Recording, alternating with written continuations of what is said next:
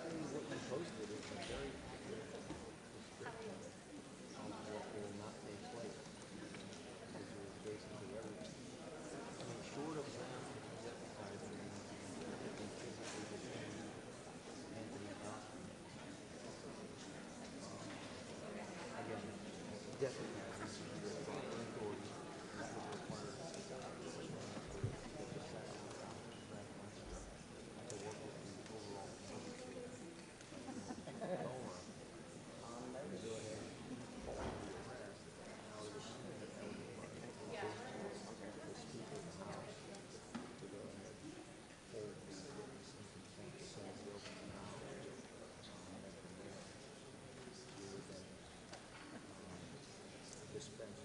there, we would then dispense with the witness appropriately. Over here, you have the former Marine.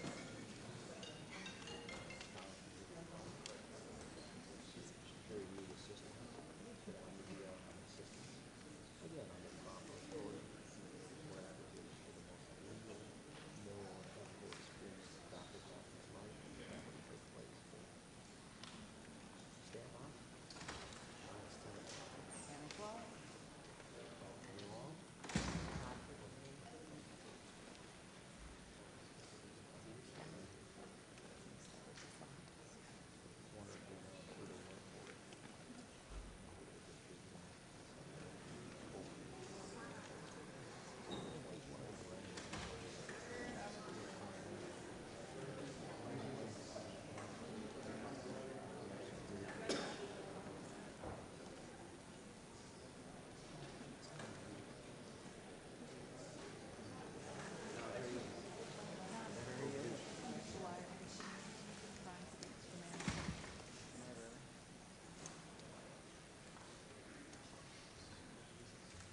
Sir, what do you think about being a defendant in Nuremberg 2.0, sir?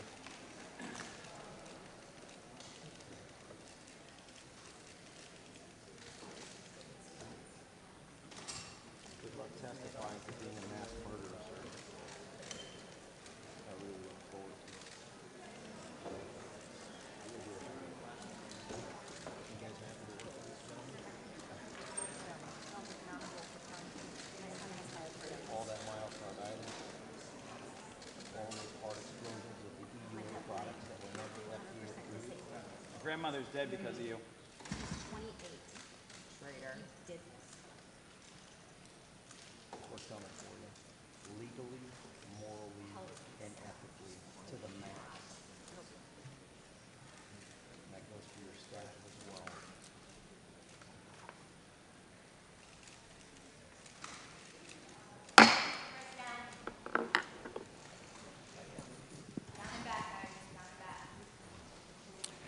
The Select Subcommittee on the Coronavirus Pandemic will come to order. I want to welcome everyone this morning. Pursuant to Committee on Oversight and Accountability Rule 7D, members of the committee may participate in today's Select Subcommittee hearing for purposes of questions. At the discretion of the Chair and pursuant to an agreement with the Committee on Energy and Commerce, the Chairman and Ranking Member of the Committee on Energy and Commerce, Subcommittee on Oversight and Investigations, Mr. Morgan Griffith and Ms. Kathy Castor are permitted to participate in today's hearings for the purposes of questions and give 3-minute opening statements. Without objection, pursuant to Clause 4A, 3A of House Resolution 5 and Clause 2J, 2C of House Rule 11, the Chair may recognize staff of the Select Subcommittee for questions for equal periods of time not to exceed 30 minutes. Pursuant to Rule 7D of the Committee on Oversight and Accountability, Mr. Jordan and Mr. Moskowitz, members of the full committee, may participate in today's hearing for the purposes of questions. I would like to remind members that the issues we are debating today are important ones and members feel deeply about. While vigorous disagreement is part of the legislative process, members are reminded that we must adhere to established standards of decorum in debate. There is a reminder that it is a violation of House rules and the rules of this committee to engage in personalities regarding other members or to question the motives of a colleague. Remarks of that type are not permitted by the rules and are not in keeping with the best traditions of our committee. The chair will enforce these rules of decorum at all times and urges all members to be mindful of their remarks. Finally, without objection, the chair may declare a recess at any time. I now recognize myself for the purpose of making an opening statement. Good morning and welcome, Dr. Fauci. First, I want to thank you for your decades of public service. You served your country through multiple epidemics, pandemics, and health crises. I do want to say I'm sorry about the threats that you have received. As someone who's been shot at and received threats as well, my heart goes out to you. This should never happen in America. Regardless of any disagreements we may have, you chose to serve, and I want to extend our appreciation and gratitude. I want to thank you publicly for working with our Doctors Caucus during Operation Warp Speed and the time you spent with us and Dr. Collins. I also want to thank you for your willing cooperation with the Select Subcommittee. You have voluntarily sat for more than 14 hours of testimony and are appearing voluntarily today. This is more than we can say about other witnesses we have called, and we appreciate it. Dr. Fauci, we're here to investigate the COVID-19 pandemic and to explore lessons learned, positive or negative, and to better prepare for future pandemics. Simply put, America cannot move forward, though, without looking back. We must know what went right and what went wrong in order to best ingrain proficiencies and remedy deficiencies. In 15 months, the Select Subcommittee has sent more than 115 investigative letters, conducted 30 transcribed interviews, resulted in hundreds of hours of testimony, held, including today, 27 hearings or briefings, and reviewed more than 1.5 million pages of documents. We aren't here to throw the baby out with the bathwater. That's not the intent. We are following the facts, holding wrongdoers accountable, and planning for a better, more prepared future. Beginning early in 2020, you became the figurehead of public health. There were drinks named after you, you got bobbleheads made in your likeness, you were on the cover of Vogue, throughout the first pitch at a Washington Nationals game. Almost overnight, you became a celebrity and a household name, in addition to being a public health official. Americans from coast to coast and beyond listened to your words, and this is where I think we could have done better. And this goes to both sides of the aisle. We should have been more precise. We should have used words and phrases that are accurate and not misleading. And we should have been honest, especially about what we didn't know. Dr. Fauci, I'm not a virologist, but I am a physician, and like most physicians, we are constantly learning, which is why we do continuing medical education, and we always seek new information. We learn new things based on new data, and we want to give our patients the best possible care based on new findings and improvements in science. At a time when you were prompting the proximal origin paper, whose focus was to, quote, disprove the lab leak theory, end quote, I was in lockdown, researching with another physician in Ohio to try and understand the pathology, the affected physiology, and what treatments worked, and even how to diagnose COVID before we had specific COVID tests. My friend even made a phone call to an infectious disease doctor in China looking for help. As well, during that time, we discovered the Barrick-Shih 2015 article on creating a chimera using gain-of-function type technology. While policy decisions should have been based on scientific data, some frankly were not. The burdensome 6-foot social distancing rule did not have sufficient scientific report. In your words, it just sort of appeared. Distancing made sense, but the 6 feet was arbitrary. Even Dr. Collins said he still hasn't seen any empirical evidence to support the 6-foot rule. A rule that shut down schools and businesses, a rule that will have negative ramifications for decades. As the pandemic wore on, more mandates also just sort of appeared. But the American public didn't get to see the scientific data to support these mandates. Americans were aggressively bullied, shamed, and silenced for merely questioning or debating issues such as social distancing, masks, vaccines, or the origins of COVID. Many Americans were willing to comply with the 15 days to slow the spread and understood the necessity of banning travel from certain countries in an attempt to slow down the virus. But many Americans became very frustrated when components of those 15 days stretched into years. And it should not have been the case that Americans were forced to comply with oppressive mandates when those who chose to illegally cross our southern border were not. Or when Governor Newsom or Governor Whitmer were throwing parties at nice restaurants. Not a good look. Americans do not hate science, but Americans know hypocrisy when they see it. Dr. Fauci, under your leadership, the United States health agencies adopted specific policy aims as a single dogmatic truth, without the benefit of debate, out of a desire for a single narrative. Dr. Fauci, you once said, if you disagree with me, you disagree with science. Science doesn't belong to any one person. I was never taught that science turns a blind eye to hypotheses. They serve to be proven or disproven, and done so with irrefutable facts, if able. It was interesting that you chose not to pursue an aggressive and transparent scientific investigation of both natural spillover and lab leak. We have been investigating both hypotheses. You testified before the Select Subcommittee in your transcribed interview that the lab leak theory was not a conspiracy theory. You embraced the proximal origin letter. It wasn't necessarily a full peer-reviewed research paper, but you embraced proximal origin letter and you shared it with the public from the White House lawn. You stated during your transcribed interview that you did not review published articles that considered a potential lab leak of COVID-19. This is especially concerning if the works in question were conducted at a more risky and less safe BSL-2 lab.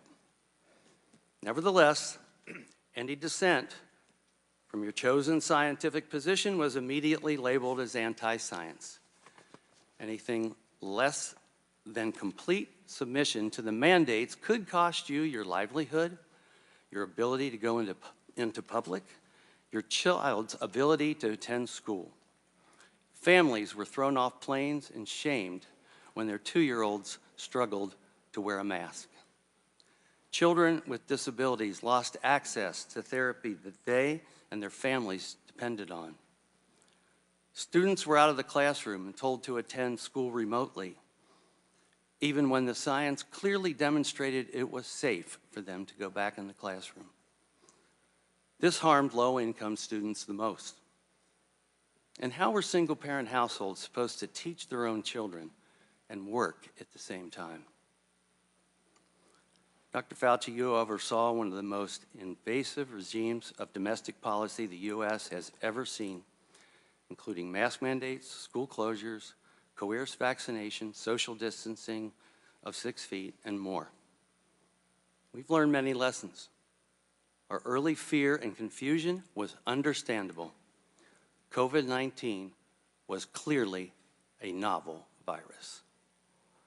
Under your leadership, NIAID allowed disgraced characters like Dr. Peter Daszak to use millions in taxpayer dollars to conduct risky gain-of-function experiments in Wuhan, China. The actions of EcoHealth and Dr. Daszak call into question the integrity of NIAID's policies and procedures as a whole, as well as your role, Dr. Fauci, as NIAID's director. You did sign off on his research grant. We need to know why Dr. David Morens, your direct report for more than 2 decades, assisted Dr. Daszak in avoiding oversight and scrutiny and said that you were involved. Your senior advisor and seemingly your chief of staff repeatedly attempted to evade transparency laws to shield information from public scrutiny. We have senior officials from your office in their own writing discussing breaking federal law, deleting official records, and sharing private government information with grant recipients. The office you directed and those serving under your leadership chose to flout the law and bragged about it. Why did you allow your office to be unaccountable to the American people? You were the highest paid person in the government. This makes you more accountable to the people, not less. Dr. Fauci, whether intentional or not, you became so powerful that any disagreements the public had with you were forbidden and censored on social and most legacy media time and time again. This is why so many Americans became so angry, because this was fundamentally un-American. If I make a mistake, I answer to the people of Ohio who elected me and to my own conscience. When you and your agency made mistakes, Dr. Fauci, what happened? We all need to be held accountable. Sometimes it's as simple as saying, we were wrong. You took the position that you presented the science. Your words came across to so many people as final and as infallible in matters pertaining to the pandemic. But such rigid demands of an ideologically diverse people, like Americans, shattered public trust in American health institutions. Because I said so has never been good enough for Americans, and it never will be. It's built into the American spirit. We have a thirst for information, a drive for advancement. Americans were first in flight. We landed on the moon. We've cured diseases. You've been part of that. And we made innumerable discoveries and explorations that forever changed humanity. Americans do not want to be indoctrinated. They want to be educated. And they prefer to make their health decisions in conjunction with the doctor that they know and trust. To be successful, our federal public health institutions must be accountable to the people again. To be successful, our health organizations must do what they are supposed to do: protect Americans. I look forward to a robust and on-topic discussion. I thank you. I would now like to recognize Ranking Member Ruiz for the purpose of making an opening statement. Thank you, Mr. Chairman. Hello, Dr. Fauci, and thank you for being here. When I was named ranking member of the Select Subcommittee last February, I made a commitment to follow the facts and objectively analyzing the origins of the COVID-19 pandemic. I made a promise to keep an open mind about how the pandemic started, because understanding whether the novel coronavirus emerged from a lab or from nature is essential to better preventing and preparing for future public health threats and to better protecting the American people.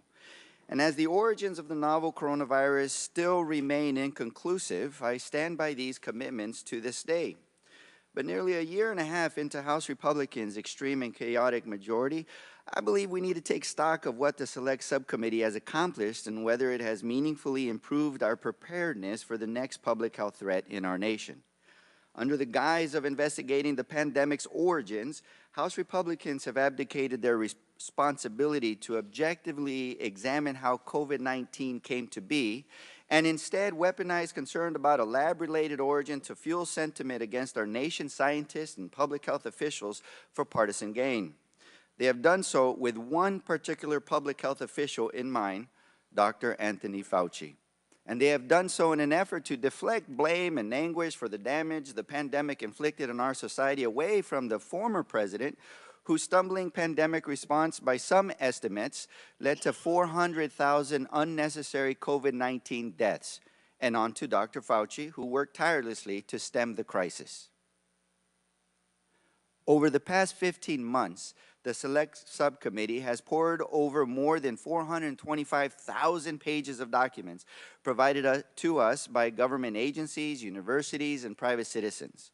We have conducted more than 100 hours of closed-door interviews with 20 current and former federal officials and scientists. And what we have found is the following. Dr. Fauci did not fund research through the EcoHealth Alliance grant that caused the COVID-19 pandemic. Dr. Fauci did not lie about gain-of-function research in Wuhan, China. And Dr. Fauci did not orchestrate a campaign to suppress the lab leak theory.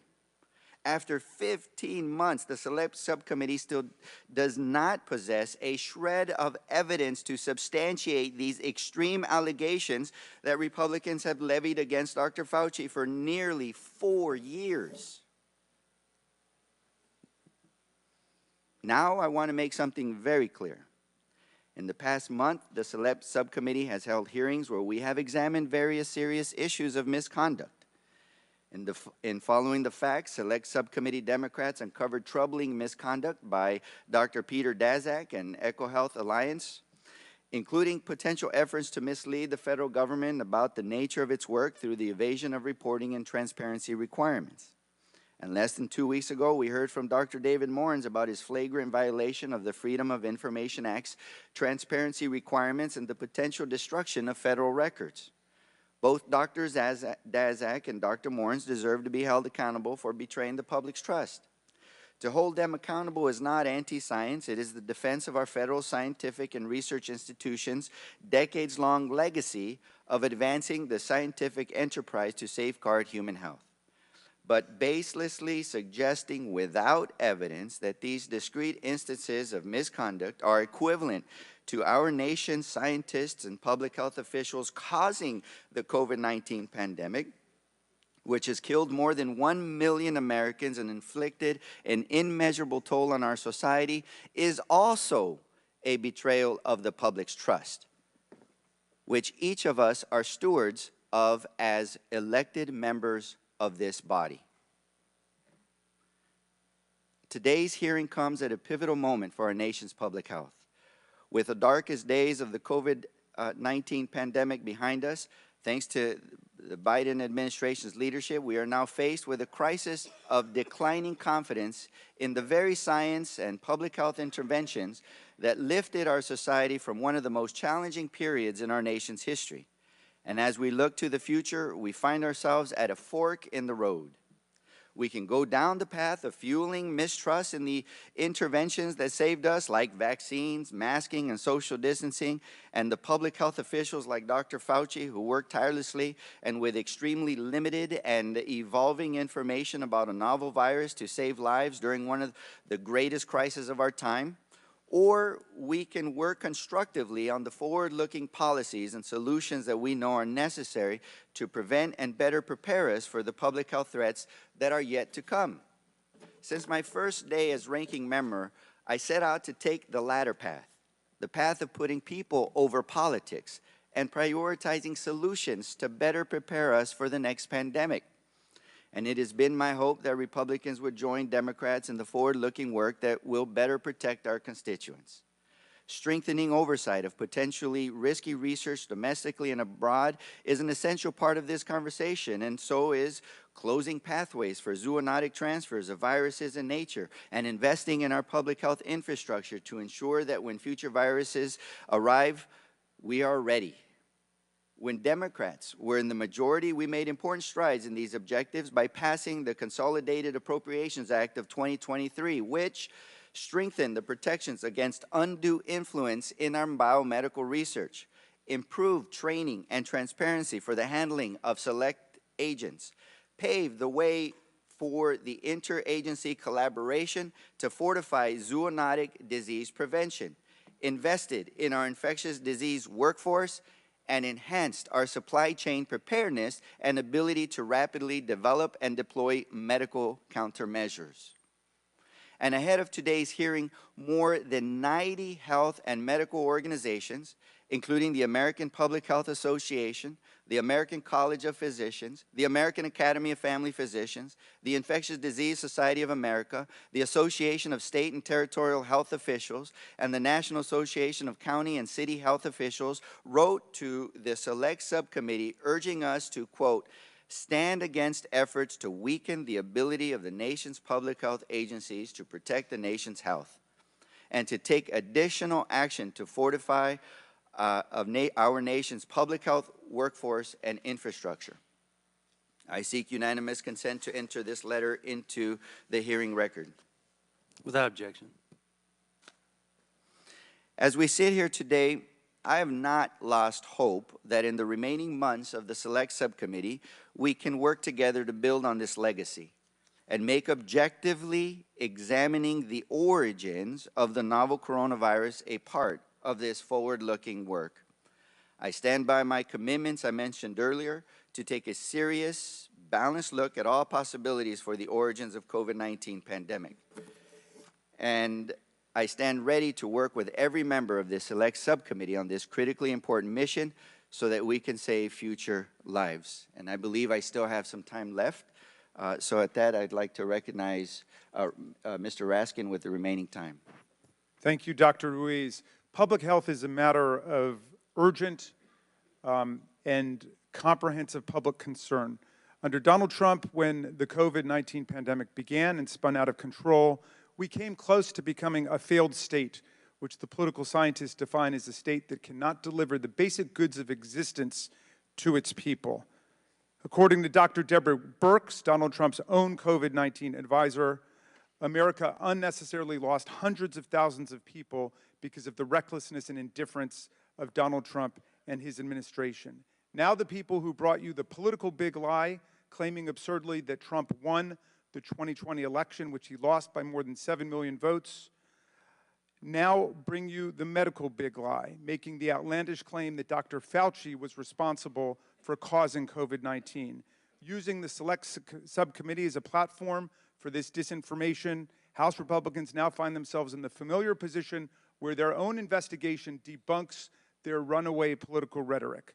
Just like the broader committee's impeachment drive proved only that there were no presidential crimes, much less high crimes and misdemeanors attributable to Joe Biden, the investigation of Dr. Fauci shows he is an honorable public servant who has devoted his entire career to the public health and the public interest, and he is not a comic book supervillain. He did not fund research to create the COVID-19 pandemic. He did not lie to Congress about gain-of-function research in Wuhan.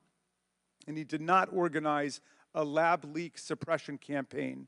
Today, Dr. Fauci's testimony, along with the thousands of pages of documents and dozens of closed-door testimony provided to House Republicans as part of the COVID origins investigation, will dispel these hysterical claims and reveal that the people bowing down to a twice-impeached convicted felon who told Americans to inject themselves with bleach now want you to believe not only a big political lie, but a big medical lie, too. I hope that this committee will be able to correct all of the propaganda and disinformation today, and we will be able to actually return to what the good ranking member has said, which is an authentic investigation of the origins of the pandemic. And I will yield back to the gentleman.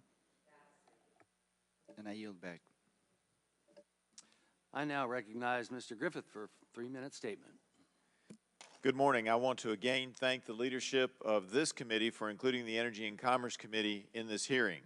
Dr. Fauci, the recent revelations that Dr. Morenz, a senior advisor, and your Chief of Staff, Greg Folkers, routinely evaded federal records laws, including the Freedom of Information Act, or FOIA, and those were a shock. That was a shock. I've been doing oversight now for over 14 years, or right at 14 years, and the scale of the effort to evade FOIA by some at the National Institute of Allergy and Infectious Diseases, or NIAID, has surprised even me. These men were among your most senior and trusted staff at an agency you led for nearly 40 years. They worked for you for decades. Your calendars show that you met with them multiple times a week during the pandemic. You co-authored dozens of papers with Dr. Morenz. He directly implicates you. Even the head of the NIAID FOIA office was apparently in on some of this conspiracy. And I know my colleagues on the other side love to say we're always talking conspiracy, but when the facts lead you there, whether you knew about it or not, when the facts lead you that your agency was involved in some form of a conspiracy related to COVID origins, we have to follow those facts. It is hard to believe that all of this occurred without your knowledge and or approval.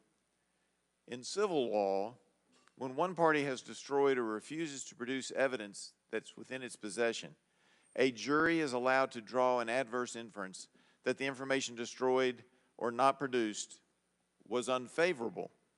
Therefore, until we get a full accounting of all of the communications among NIAID's leadership, it's reasonable for us to assume that missing information would mirror the private doubts expressed by so many virologists and other scientists related to your public positions. While telling the public, the media, and Congress that COVID-19 almost certainly emerged from nature, experts you convened as a team privately worried that a research-related incident was a possible, if not the probable, origin of the virus. Dr. Christian Anderson even said in February of 2020, quote, "I think the main thing still in my mind is that the lab escape version of this is so friggin' likely to have happened because they were already doing this type of work and molecular data is fully consistent with that scenario." Further, while you and other NIAID officials were assuring us that the virus could not have come from the Wuhan Institute of Virology, NIAID didn't actually have an idea as to what the full scope of Wuhan's coronavirus research was, or even the trajectory of its gain-of-function research. Now, that may be because EcoHealth wasn't giving you the reports. I grant that. But this joint investigation has shown just how little oversight NIAID does of risky experiments involving potential pandemic pathogens.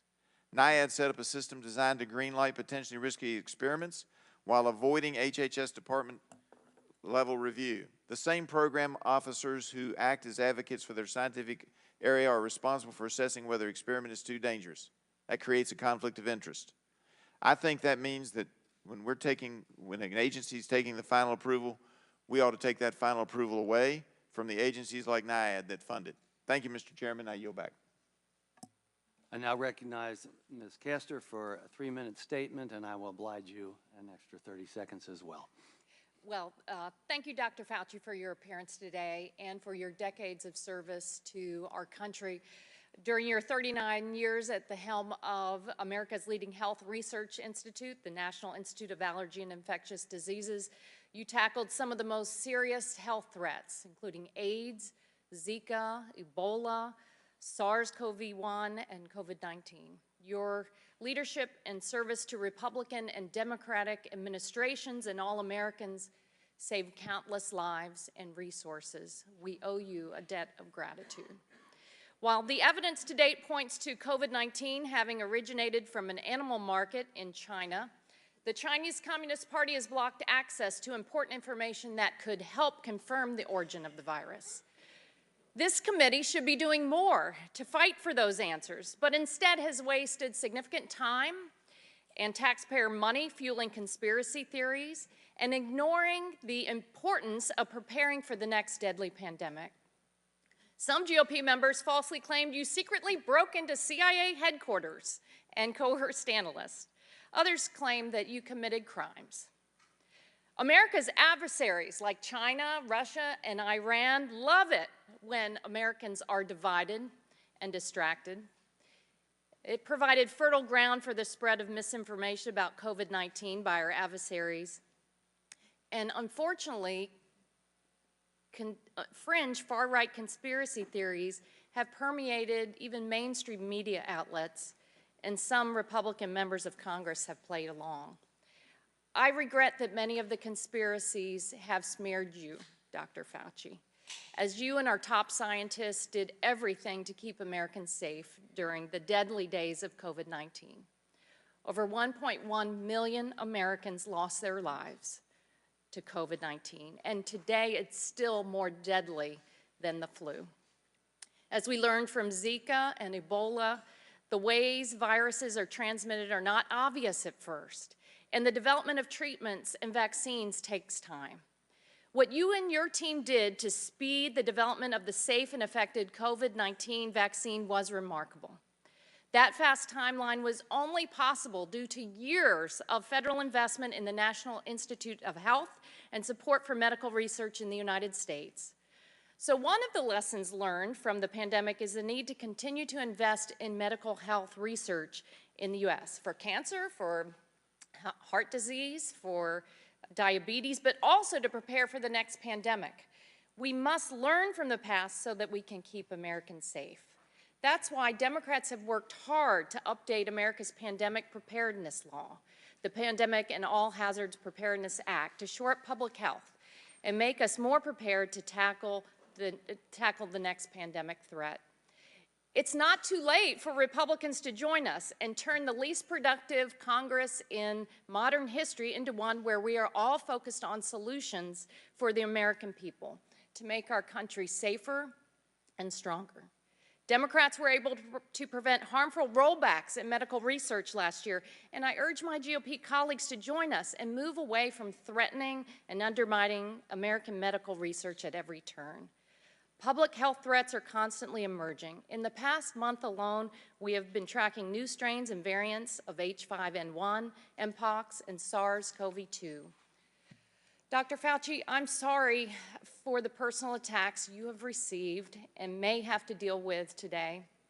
But while you are here, I want you to know that the vast majority of Americans appreciate your work over the years. I look forward to continuing to learn from you, to learn everything possible about how we can take the pandemic lessons learned and put them to use to help keep our community safe and healthy. Thank you, and I yield back my time. Thank you. Our witness today is Dr. Anthony Fauci. Dr. Fauci was the director of the National Institute of Allergy and Infectious Diseases from 1984 to 2022 and chief medical advisor to President Joe Biden from 2021 to 2022. Pursuant to Committee on Oversight and Accountability Rule 9G, the witness will please stand and raise his right hand.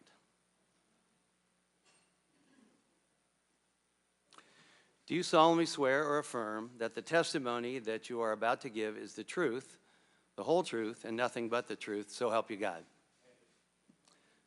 Thank you. Let the record show that the witness answered in the affirmative. The Select Subcommittee certainly appreciates you for being here today, and we look forward to your testimony. Let me remind the witness that we have read your written statement, and it will appear in full in the hearing record. As requested, please limit your oral statement to 6 minutes. As a reminder, please press the button on the microphone in front of you so that it is on and the members can hear you. When you begin to speak, the light in front of you will turn green. After 5 minutes, the light will turn yellow, and when the red light comes on, your 6 minutes has expired, and we would ask that you please wrap up. I now recognize Dr. Fauci to give an opening statement.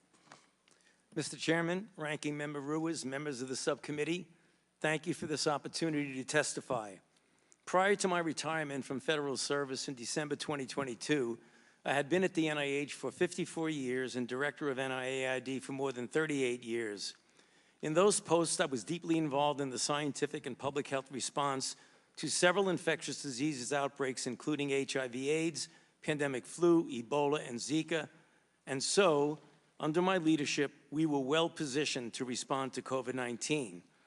For at least 2 decades prior to the COVID outbreak, we at NIAID had invested billions of dollars in research on mRNA technology and immunogen design, both of which led to the swift development of COVID vaccines.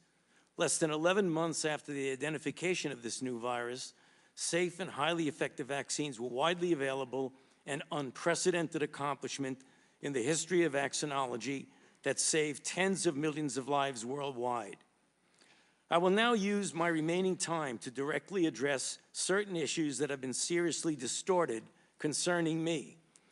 The first issue concerns my actions regarding the possibility that SARS-CoV-2 might have resulted from a lab leak.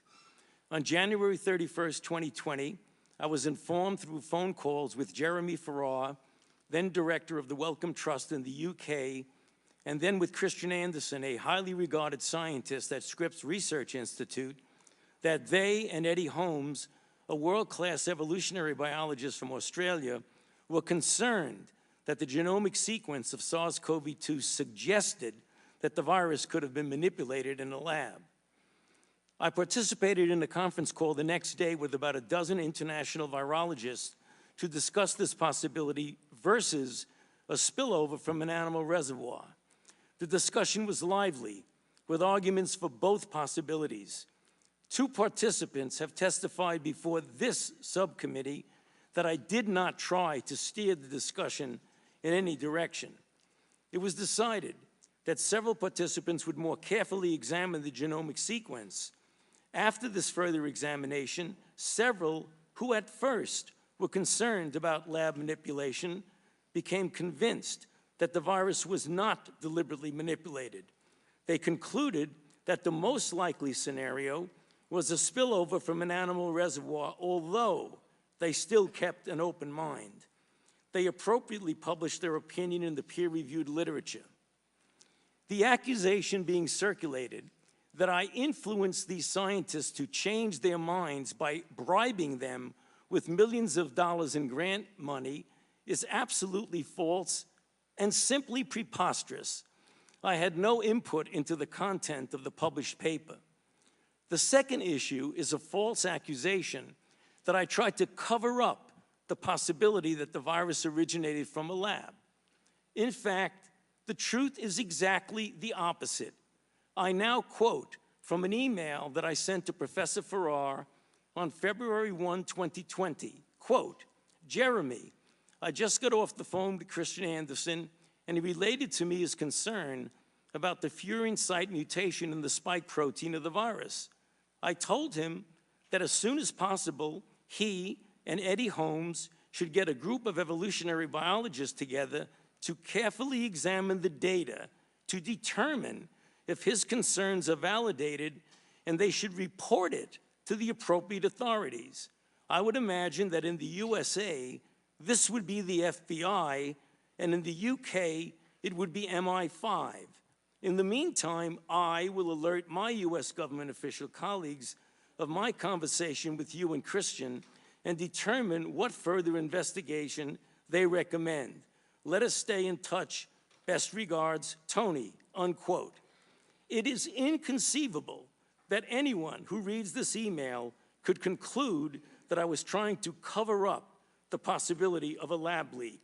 I have always kept an open mind to the different possibilities. Another issue is that of Dr. David Morans, who has the title of Senior Advisor to the NIAID Director, and who recently has been investigated for conduct unbecoming a government official. Naturally, given his title, a connection is made to me. With respect to his recent testimony before this subcommittee, I knew nothing of Dr. Moran's actions regarding Dr. Daszak, EcoHealth, or his emails.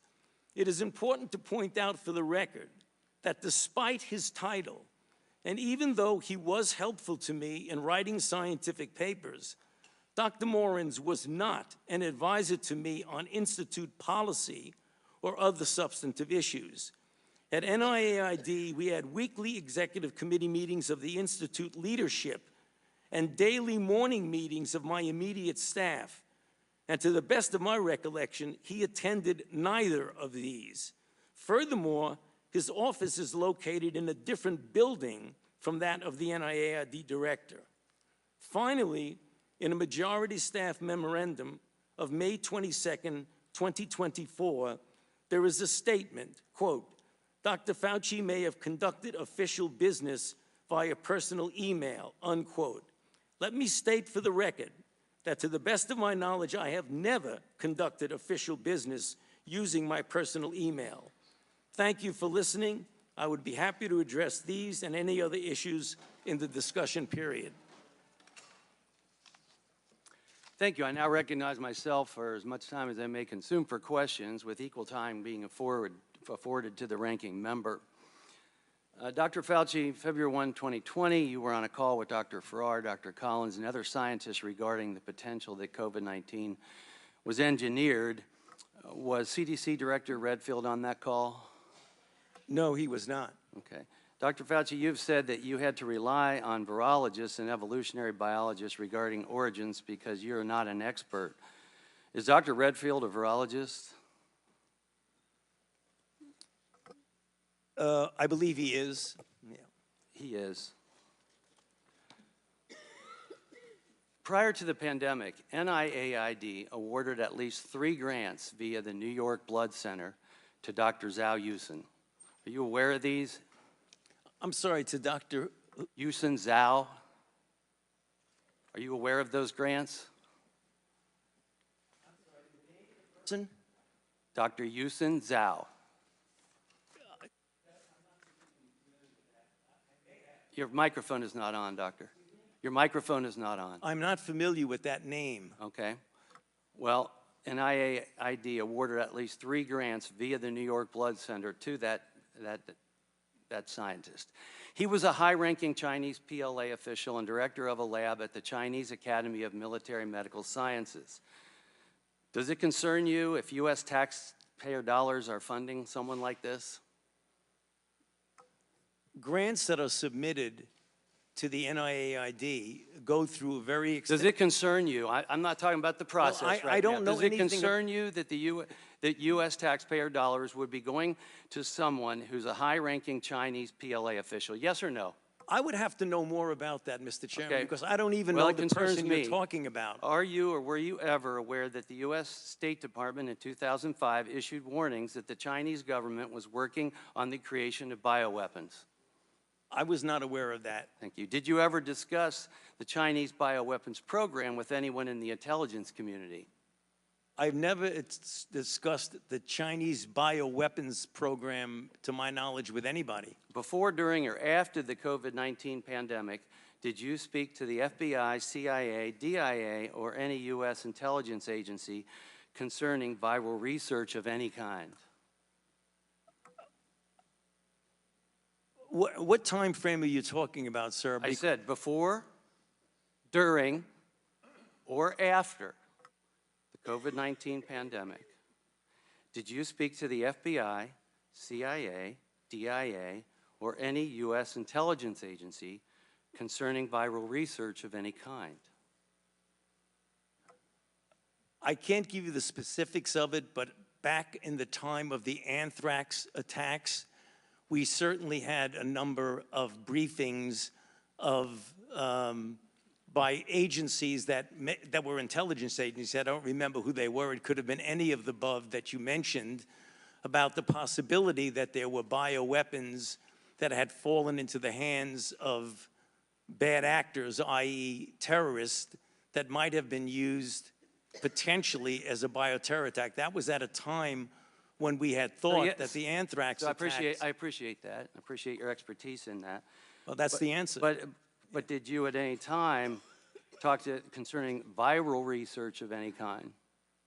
Again, I say that at the time that there was concern about the fact that Al-Qaeda may have been using or potentially using bioweapons, we had discussions with intelligence agencies about that possibility. But not as related to, say, COVID-19. Not to my knowledge about COVID. Now, but let me just make sure we get the facts. After the investigations began about COVID, I was briefed by intelligence agencies about possibilities of there being activities going on in different laboratories. I was briefed by intelligence agencies. Thank you. Science is always open to debate, and it's a benefit. The science supported restricting travel from certain countries at the beginning of the pandemic, and after these orders went into effect, the president was called racist and xenophobic. Dr. Fauci, you said in your transcribed interview that you supported those orders. Dr. Fauci, were those orders racist and xenophobic? No, they were not. Thank you. The vaccine saved millions of lives, and I want to thank you for your support and engagement on that. However, despite statements to the contrary, it did not stop transmission of the virus. Did the COVID vaccine stop transmission of the virus? That is a complicated issue because in the beginning, the first iteration of the vaccines did have an effect, not 100%, not a high effect. They did prevent infection and subsequently, obviously, transmission. However, it's important to point out something that we did not know early on that became evident as the months went by, is that the durability of protection against infection and hence transmission was relatively limited, whereas the duration of protection against severe disease, hospitalization, and deaths was more prolonged. We did not know that in the beginning.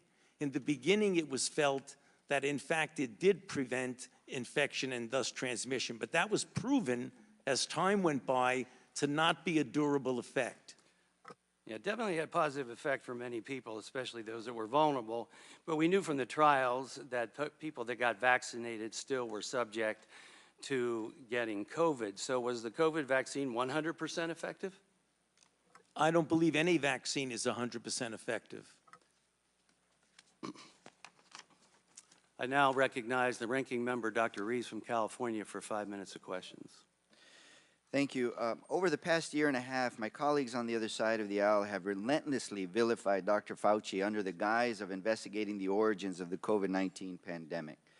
But after reviewing nearly 500,000 pages of documents, conducting 20 closed-door interviews, and receiving testimony from nearly a dozen witnesses brought before this select subcommittee for public hearings, they have come up empty-handed for evidence of their extreme allegations that Dr. Fauci lied about gain-of-function research at the Wuhan Institute of Virology and caused the COVID-19 pandemic. So I'd like to address both of the Republican claims in turn. Throughout the majority's investigation, the Select Subcommittee has heard 3 definitions for gain-of-function research. Of the 3, Republicans have relied heavily on an overly broad definition that has no regulatory significance. Let me repeat that. No regulatory significance. In fact, their definition is so broad that it would include the manufacture of flu vaccines as gain of function. Because it is so broad, the National Institute of Health does not use that definition when assessing whether proposed research is or is not, quote unquote, gain of function research. For those assessments, NIH has instead appropriately used the definitions provided in regulations. And to be clear, the Select Subcommittee has been reminded by witnesses after witness that NIH at all times referred to regulations for the definition of gain-of-function research, and not to a nebulous, expansive definition with no legal bearing that is so broad it could apply to, again, the manufacturing of flu vaccines. Dr. Fauci, according to the regulatory definitions, for example, in P3CO, that NIH applied to proposed research, did NIH ever fund gain-of-function research in Wuhan, China? As you said, Congressman Ruiz, according to the regulatory and operative definition of P3CO, the NIH did not fund gain-of-function research at the Wuhan Institute of Virology. Thank you. And despite my Republican colleagues' effort to fit a square peg into a round hole, it seems to me that you've been consistent on this issue from the beginning of the pandemic. And they know this, but they still use the terms gain of function loosely. And with respect to NIAID staff's assessments of whether proposed research was or was not gain of function research, were you personally involved in those assessments, or were those assessments made several levels removed from you and by subject matter experts? Those assessments were done by highly qualified and experienced program people several levels below me. Thank you. And your public statements that NIH did not fund gain-of-function research in Wuhan reflected the assessments made by NIAID subject matter experts applying a definition found in the regulation known as the P3CO framework. Is that correct? That is correct. Thank you, and thank you for clarifying that. In fact, all of that is abundantly clear in your 2021 Senate testimony on this matter. When asked by the Senate about gain-of-function research, you testified, quote, "That is why we have committees. We have a P3CO committee." You also testified in 2021, quote, "Gain-of-function is a very nebulous term. We have spent, not us, but outside bodies, a considerable amount of effort to give a more precise definition to the type of research that is of concern that might lead to a dangerous situation." You are aware of that. That is called P3CO. That was back in 2021. At the time of your May 2021 testimony, P3CO had been the operative definition of gain-of-function research for several years, correct? That is correct. So I will note that at your transcribed interview in January, the majority conceded that NIH did not fund research in Wuhan that met the criteria of P3CO. I encourage the audience to read the transcript of that interview so you can evaluate the merit of the majority's claims for yourselves. So now if we could quickly turn to the irresponsible and false accusation that you created SARS-CoV-2, the virus responsible for the COVID-19 pandemic. So this accusation centers on a grant NIAID awarded to EcoHealth Alliance with a subaward to the Wuhan Institute of Virology. And we have been entertained earlier about the suggestion that this funding could have possibly gone to a bioweapons research capacity as well. So I want to be clear, no evidence provided to the Select Subcommittee demonstrates that the work performed under NIH funding, including at the Wuhan Institute of Virology, led to the creation of SARS-CoV-2. The majority has failed to demonstrate or even credibly suggest that any of the viruses studied under the grant could even possibly have been the progenitor virus. Dr. Fauci, could you briefly explain why none of the viruses studied under the EcoHealth Alliance grant could have been the progenitor virus of the SARS-CoV-2? When you're talking about the evolution of a virus from one to another, the viruses that were studied under the subaward to the Wuhan Institute that have been reported in progress reports in the literature and published papers, those viruses were phylogenetically so far removed from SARS-CoV-2 that it is molecularly impossible for those viruses to have evolved or being made into SARS-CoV-2. It's just a virological fact. They were so far removed that it could not possibly be a progenitor of SARS-CoV-2. So I want to be very clear on this point that the funding and the research conducted by EcoHealth did not produce SARS-CoV-2. That doesn't negate that this lab could have, another lab could have been doing research and it could have leaked from a lab. It still is a possibility, but it was not directly, or it was not funded by NIAID or NIH. And just for the record, this information was provided by NIH to then Oversight Ranking Member James Comer nearly 3 years ago in October 2021. So despite the clear evidence that Dr. Fauci and his agency did not fund gain-of-function research under the P3CO regulatory definition, and that the viruses studied under the federally funded grant EcoHealth Alliance grant could not have been the progenitor virus for SARS-CoV-2, Republicans have levied these unsubstantiated allegations knowing very well that they are not true. And they have done so to push their extreme partisan narrative that Dr. Fauci and our nation's public health officials caused the COVID-19 pandemic. Yep. Now recognize the chairman of the full committee, Mr. Comer from Kentucky, for 5 minutes of question. Thank you. Dr. Fauci, in your opening statement, you attempt to distance yourself from your previous senior advisor, Dr. Moran's. You say that Dr. Moran's title was just made up, that he was not an advisor to you, and that his office was in a different building. So, Dr. Fauci, did Dr. Moran's report directly to you? Actually, I'm not sure exactly what the on-paper report is. He is senior advisor to the director, but it is conceivable we can get that information. He might have reported through someone lower, like my deputy. So your senior advisor did not report directly to you? There are very few people who report directly to me. Okay, Dr. Moran's testified that he could walk into your office anytime he wanted to. Is that true? No, that's not true. You don't just walk into the office. I mean, he's there. I mean, it's conceivable that Did he ever walk into your office? I would say he did occasionally, but the idea, can I finish the answer to you, sir? No, because I've got a lot of questions. Okay. Dr. Fauci, did you ever delete an official record? No. Dr. Fauci, did you ever conduct official business via email? To the best of my recollection and knowledge, I have never conducted official business via my private email.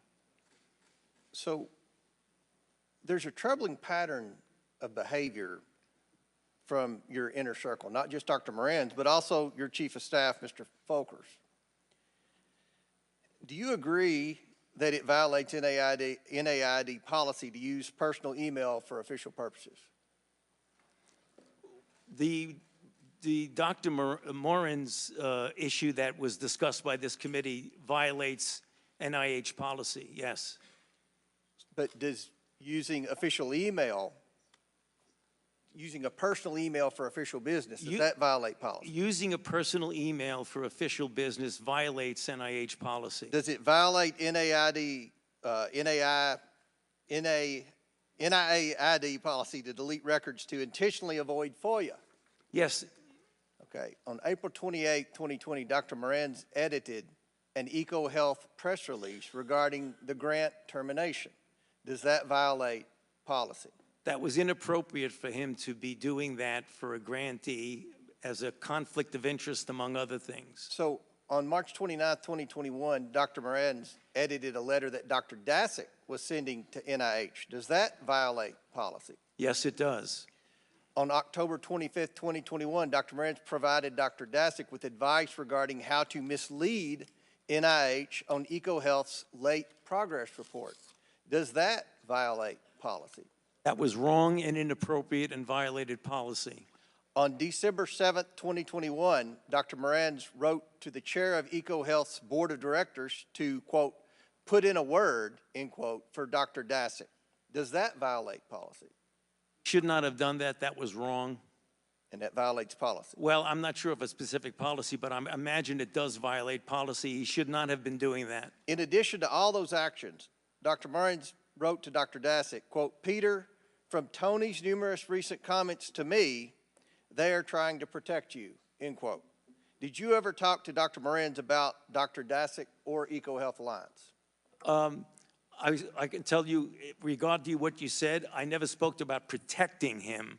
I mean, obviously, we knew that Dasick was a grantee, so I may have mentioned and discussed Dr. Dasick because he's a grantee, but I never spoke about protecting him. You're testifying that he just made that up. Excuse me? You're testifying that Dr. Moran's just made that up. I don't know where he got that, but that's not true. So by this point, Dr. Fauci, when these emails were written, you should have known that Dr. Dasick was more than 2 years late on a required progress report with his grant. Dr. Dasick conducted an experiment that resulted in a novel virus showing excess growth, that Dr. Dasick failed to report that experiment, that Dr. Dasick was protecting the Wuhan lab and not sharing its lab notebooks, and that Dr. Dasick failed to disclose obvious conflicts of interest. So why were you trying to protect Dr. Dasick and EcoHealth Alliance? I repeat on the record, I have not tried to protect Dr. Dasick. And that's number one. Number two, you said something that's not true, because I did not know about the compliance issues until well after the fact when I was being briefed for going to before a congressional committee. So it wasn't as these things were going on, I knew that he was withholding. Did you know about Dr. Moran's close relationship with Dr. Dasick? Dr. Moran's made it clear that Dr. Dasick was his friend. I did not engage in any of that interaction between them. And just lastly, if I may, Mr. Chair, you testified and answered the chairman's question that you never had any communication with the intelligence community throughout all of COVID. Did I understand that correctly? No, you heard wrong. I said I did have communication. I was briefed by the intelligence community multiple times during the COVID issue. And you never... The gentleman's time has expired. I now recognize the ranking member of the full committee, Mr. Raskin from Maryland, for 5 minutes of questions. Okay, first, Dr. Fauci, thank you for your testimony and your extraordinary service to the American people. Let me just start. Was there anything you wanted to clear up in that last exchange where you were interrupted? No, I think I made it clear. I mean, they were talking about my knowing about a lack of compliance. That became clear, Congressman Raskin, well after the fact. It isn't as if they were not complying and I was not monitoring their non-compliance. I didn't know about it until it was a done deal. Gotcha. You've been a scientist and a scientific administrator for 54 years. Is that right? More than a half century? And Correct. you were director of the National Institute of Allergies and Infectious Diseases for more than 3 decades, is that right? 38 plus years. 38 years, okay. And I assume that you've never been accused of trying to start a disease before, is that right? That is correct.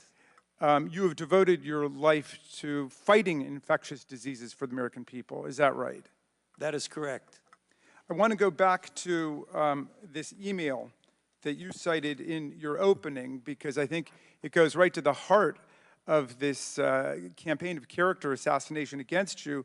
The claim was essentially that you tried to cover up the possibility of there having been a laboratory leak, which of course is perfectly possible, and if this committee were doing its job, we could actually be working to advance the investigation of that. But they would rather assert that you tried to cover up this possibility.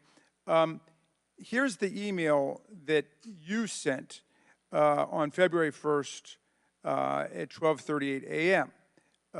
To Christian Anderson, with a copy to Christian Anderson, but you sent it to Professor Jeremy Farrar. Jeremy, I just got off the phone with Christian Anderson, and he related to me his concern about the furin site mutation in the spike protein of the currently circulating 2019 nCoV. I told him that as soon as possible, he and Eddie Holmes should get a group of evolutionary biologists together to carefully examine the data to determine if his concerns are validated. He should do this very quickly.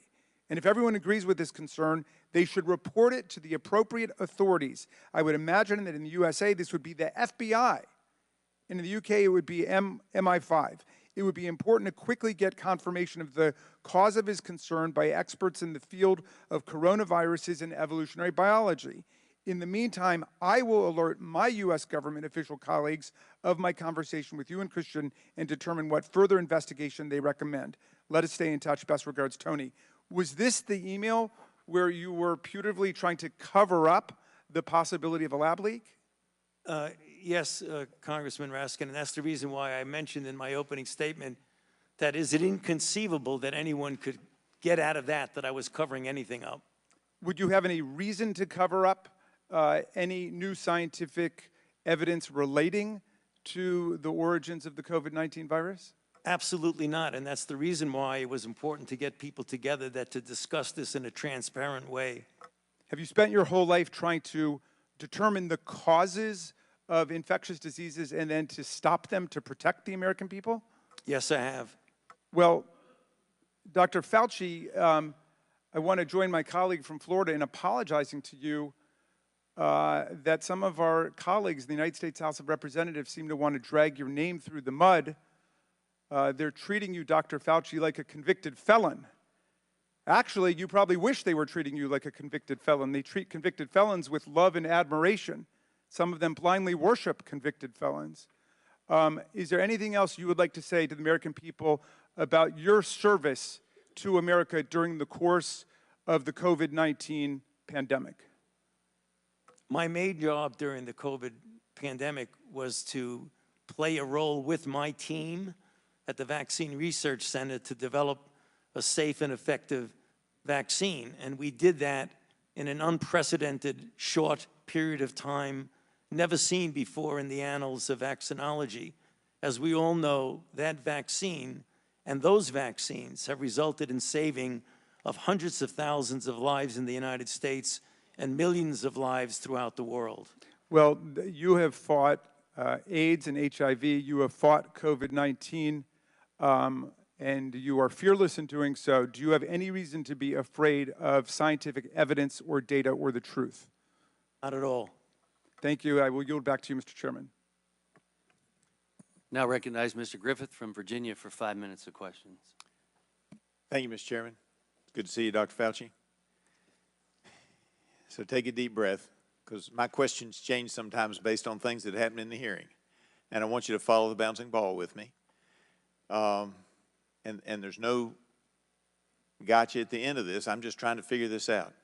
You told Dr. Ruiz in his questioning that it was absolutely impossible for any of the viruses that you all were funding, I get that, it was impossible for SARS-CoV-2 or SARS-CoV-2, known as COVID-19, to have come from any of the work that was being done at Wuhan.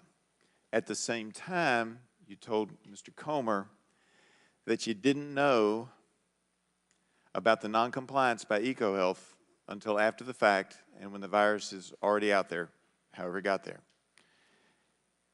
In light of the fact that part of that noncompliance was a report where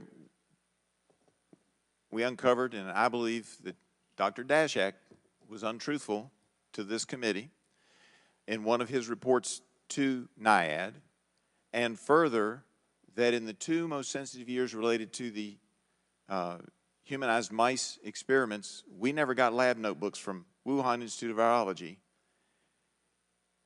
Can you understand, following the bouncing ball, why some of us doubt that, not that you had some hand in it or that you knew about it, but that doubt that you can state with certainty that it was impossible because they might have been doing stuff you didn't know about? Isn't that true? Actually, it's not incompatible at all, Congressman, with what I said. The viruses that were studied, whether you did or did not give a 5-year report on time, were still the viruses that phylogenetically would be impossible to be the precursor of SARS-CoV-2. So it was completely compatible with the statement that I made to Dr. Ruiz. Is that accurate as well, knowing that they had worked on adding a furin cleavage site to MERS? But, sir, there's a difference between the viruses that were funded by the NIH subaward versus anything else anybody else in China might be doing. Excellent. We were talking about, did the NIH... You were talking about what you funded. What we funded, and All right. That's the point. And that goes to my next question, because I thought you might go there, and I appreciate that. Right. Because in an off-the-record member-level briefing in February of 2022, I asked about the likelihood and nature of a SARS-related coronavirus to have a furin cleavage site, particularly since it takes the 12 nucleotide change in there to make it as viral as this was going on.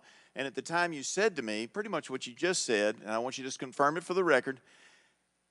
Well, that wasn't us. If that was being done, it wasn't us. Yeah. And you confirmed that for the record, yes? No, it wasn't you. It wasn't what you were funding. What I'm saying is that I cannot account, nor can anyone account, for other things that might be going on in China, which is the reason why I have always said and will say now, I keep an open mind as to what the origin is. But the one thing I know for sure is that the viruses that were funded by the NIH phylogenetically could not be the precursor of SARS-CoV-2. And I appreciate that, because I've never thought that NIH or NIAID went out to create this thing, but I am a believer that it came out of the lab, and I think you've just made it clear, and sometimes people miss this, Dr. Fauci. One side says one thing, one side says the other, and the actual fact may be that at some time working on that, maybe they used some of our money to get started, maybe they didn't. But a group of scientists getting together might very well, at Wuhan, have said, hey, let's see what happens if we go over here and do this. Not that NIH funded it, but they on their own went off and did something. Isn't that accurate? Isn't that possible? Well, I actually would want to say that one thing we should put out on the table, that you were talking about a $120,000 a year grant in a $6 billion budget. So, I mean, if they were going to do something on the side, they have plenty of other money to do it. They wouldn't necessarily have to use a $120,000 NIH grant to do it. And I appreciate that, because it means something could happen. I'm glad you kept an open mind. I would ask this one final thing, though. Do you think they could have done it without the humanized mice that we gave them? Yeah, could have done what, sir? Could they have done any other research with the humanized mice that we gave them? Would they be successful? China didn't have the humanized mice before we gave them to Wuhan. Isn't it accurate that they might have been able to do extra stuff with our mice? Sorry, sir. That's a hypothetical that I can't really answer what they could have. But you can't say it couldn't have happened either. I yield back. You want me to prove a negative? Now recognize Ms. Castor from Florida for 5 minutes of questions.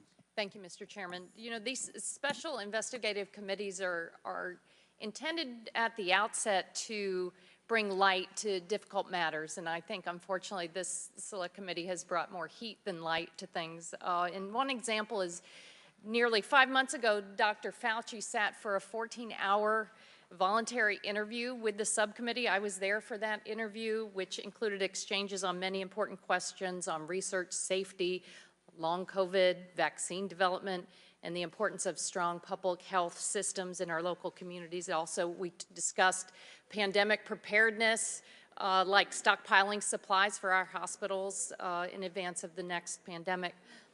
But I want the public to know that for 5 months, the Republicans sat on that transcript. They could have released it at any time. It was released last Friday.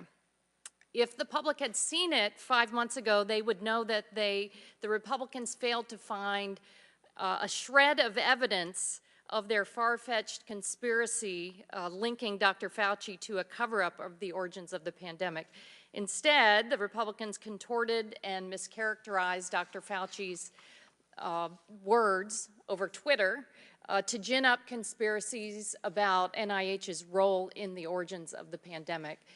In the lead up to this hearing, parts of that interview have again been cherry-picked and distorted in press releases and tweets. So, Dr. Fauci, I want to make sure that you have an opportunity to publicly clear anything up. Does anything come top of mind right off the bat in how they cherry-picked parts of your 14-hour transcript? I don't want to be casting stones at the distortions of what was said in that, but, you know, there are a couple of things that come to mind. You know, one I'm sure is going to come up later is the issue of the 6-foot distance, and I made the statement that it just appeared, and that got taken at like, I don't know what's going on, it just appeared. It actually came from the CDC. The CDC was responsible for those kinds of guidelines for schools, not me. So when I said that it just appeared, it appeared. Was there any science behind it? What I meant by no science behind it is that there wasn't a controlled trial that said compare 6 foot with 3 feet with 10 feet. So there wasn't that scientific evaluation of it. What I believe the CDC used for their reason to say 6 feet is that studies years ago showed that when you're dealing with droplets, which at the time that the CDC made that recommendation, it was felt that the transmission was primarily through droplet, not aerosol, which is incorrect because we know now aerosol does play a role. That's the reason why they did it. It had little to do with me since I didn't make the recommendation, and my saying there was no science behind it means there was no clinical trial that proved that. That's just one of the things that got a little distorted in the response to that. And I've learned and watched you over the years. I have to go back to the Zika outbreak where we didn't know how exactly it was being transmitted, and at one point we weren't aware that some of it was sexually transmitted. That's an example of why, with these public health threats, that you learn unfortunately as we go along. Talk a little bit about the Zika health threat and how that we didn't know what was happening in the early days. Your microphone. All right. I'm glad you brought that up because it really is also reflective of what went on in the early months of COVID. When you're dealing with an outbreak that's a novel outbreak, the Zika outbreak that caused microcephaly was novel. We have never seen that before. COVID was novel. We'd never seen that before. When you're dealing with a new outbreak, things change. The scientific process collects the information that will allow you at that time to make a determination, a recommendation, or a guideline. As things evolve and change and you get more information, it is important that you use the scientific process to gain that information and perhaps change the way you think of things, change your guidelines, and change your recommendation. And that really goes across the board because you're dealing with something that needs to be modified because it's a moving target. Zika was a moving target. COVID was a moving target. Well, thank you very much, and I want to thank the Democratic staff for your minority report, and if it's not already submitted for the record, I'd like to ask unanimous consent to offer into the record the Democratic staff report just completed. Republicans, Fauci flop, Select Committee's 15-month probe fails to find evidence of extreme claims linking Dr. Fauci to COVID-19's origins. And thank the staff. This is an outstanding report that folks should read. Thank you.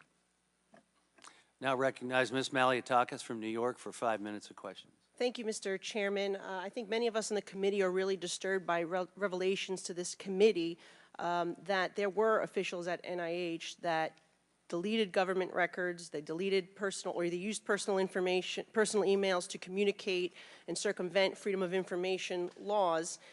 So I just had a couple questions about that. Dr. Fauci, did you delete any emails or records related to the Wuhan lab or the origins of the virus?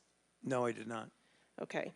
Dr. Morins said in a May 2021 email, he indicated that he was connecting people to you in a, quote, secret back channel. Do you know what he was referring to?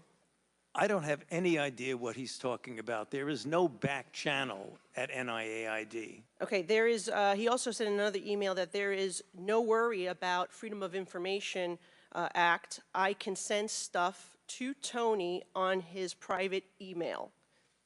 Did you communicate with anyone relating to anything regarding NIH or with Dr. Morins on a private email? I do not do government business on my private email. Okay, so have you communicated with Dr. Morins via private email, even if it was not necessarily your definition of government business? It might have been because, as I mentioned in my opening statement, one of his functions is to write chapters, medical scientific chapters with me, so it is conceivable that I communicated with him on my private email when we were writing a chapter, and that was not official business. What about Peter Daszak? No. Okay.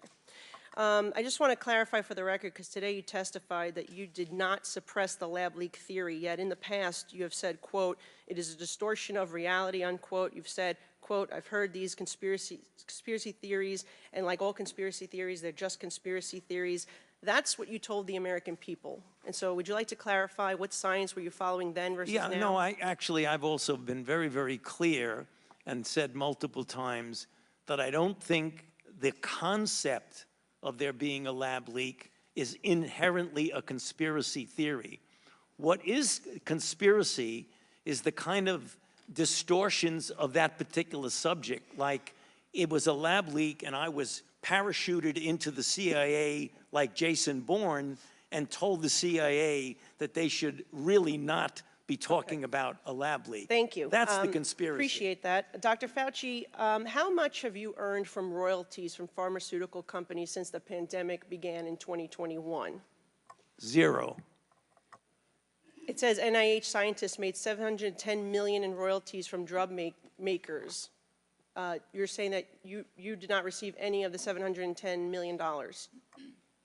On COVID, I received, I think, $122 for a monoclonal antibody that I made 27 years ago. Okay, so just in general, though, how much have you received, not related to COVID, just in general, how much have you received in royalties between 2021 and 2023? I think none. Okay, so somebody received the $710 million. Somebody did, but not me. You didn't receive any royalties. Okay. I see no royalties associated with COVID. I mentioned. I said. No, I want to. No, I just said. I'm on the record, and I want to make sure that this is clear. That I've developed a monoclonal antibody about 25 years ago that's used as a diagnostic that has nothing to do with COVID, and I receive an average of about $120 a year from that patent. Okay, but the bottom line here is that scientists at NIH did receive $710 million in royalties, and I guess my question is, don't you think that if these experiments are made using American tax dollars, that any of those royalties, this nearly billions of dollars, should be going back to the American taxpayer, not in the pockets of the scientists? Do you believe that's a law that we should consider changing? If you want to change the patent laws and the Bayh-Dole Act, then go ahead. Okay. But that's not for me to say. asking your opinion. Okay, well, anyway, moving on, I just want to say that, we know billions of dollars have been funding these animal experiments, both here domestically and in foreign lands. I'm very troubled by the cruel, horrific animal research that has been done on U.S. land and in foreign laboratories. Taxpayers are footing the bill for billions of dollars. These beagle puppies that have their throats slit, they're being injected with ticks. They are murdered after just a few months. Piglets, rabbits, you name it. FDA is saying we no longer need to be testing human medications on animals, that there's other ways to achieve this. Can you comment on that, if it's time for the United States of America to be moving on from these cruel animal and horrific, costly tests? I'd be happy to comment, but I'm puzzled as to what that has to do with the origins of COVID. Well, I have a question about it. Okay, and you're I'd be before happy this to committee, answer and it. it has to do in general with the amount of waste of tax dollars that NIH is using. Well, the animal experiments that are conducted by and funded by NIH go through strict regulations of the proper use of animals in research. So I'm not, Congressman, with all due respect, I'm not trying to be confrontative. I'm not sure what you're talking about, but the experiments that the NIH funded go through strict regulatory processes of the treatment of animals, the humane treatment of animals. Well, they're not very humane, and I will say, as the former director, you signed off on these experiments, and so my time has expired, and we will. Well, I signed off on them because they were approved by a peer review. Now recognize Ms. Dingle from Michigan for 5 minutes of questions. Thank you, Mr. Chairman. You know, instead of actually taking a serious look at the various ways by which this virus could have emerged in a lab or in nature, my Republican colleagues and friends have spent the last 15 months trying to pin blame on NIH, NIAID, and specifically Dr. Fauci for the COVID-19 pandemic. And now, and just, let's bring everything in. Look, I want to have a discussion about animal testing too, but I'm really not sure how that comes into here. So, but I want to be perfectly clear, though, that the Select Subcommittee has seen no evidence of this. However, allegations by my Republican colleagues, amplified in the media, have led to real, tangible consequences for Dr. Fauci in his personal life in a way that should be unacceptable to all Americans. Dr. Fauci, you and I have known each other for a long time, and I'm not even going to admit how long. But during that time, I've seen your commitment not just to science, but to advancing the greater good. And I know that this isn't a topic you enjoy discussing, and I'm sorry, I'm going to have to ask you about it. But I think the American people need to know what we are doing to those who are serving the common good and public health. I think it's important to make clear the harms that you and your loved ones have suffered because of these deeply irresponsible accusations. Because you know what? You're human, just like the rest of us. So, Dr. Fauci, can you please share with us the nature of the threats you have received since the start of the COVID-19 pandemic? Yes, there have been everything from harassments by emails, texts, letters of myself, my wife, my 3 daughters. There have been credible death threats leading to the arrests of 2 individuals, and credible death threats means someone who clearly was on their way to kill me. And it's required my having protective services essentially all the time. It is very troublesome to me. It is much more troublesome because they've involved my wife and my 3 daughters. At these moments, how do you feel? Keep your mic on. Terrible. Do you continue to receive threats today? Yes, I do. Every time someone gets up and says I'm responsible for the death of people throughout the world, the death threats go up. It's unacceptable that you've been treated this way, especially after you've dedicated your life to science and research for the public interest. You deserve better. Every human being deserves better. And I'm afraid that the treatment you've received will also have far-reaching consequences for the future of science, particularly when done for the public good. Dr. Fauci, how do you think the threats towards you and other public health officials have received will impact bright young scholars thinking about going off into science or public service? Think as many people want to follow in your footsteps as they did when I first met you?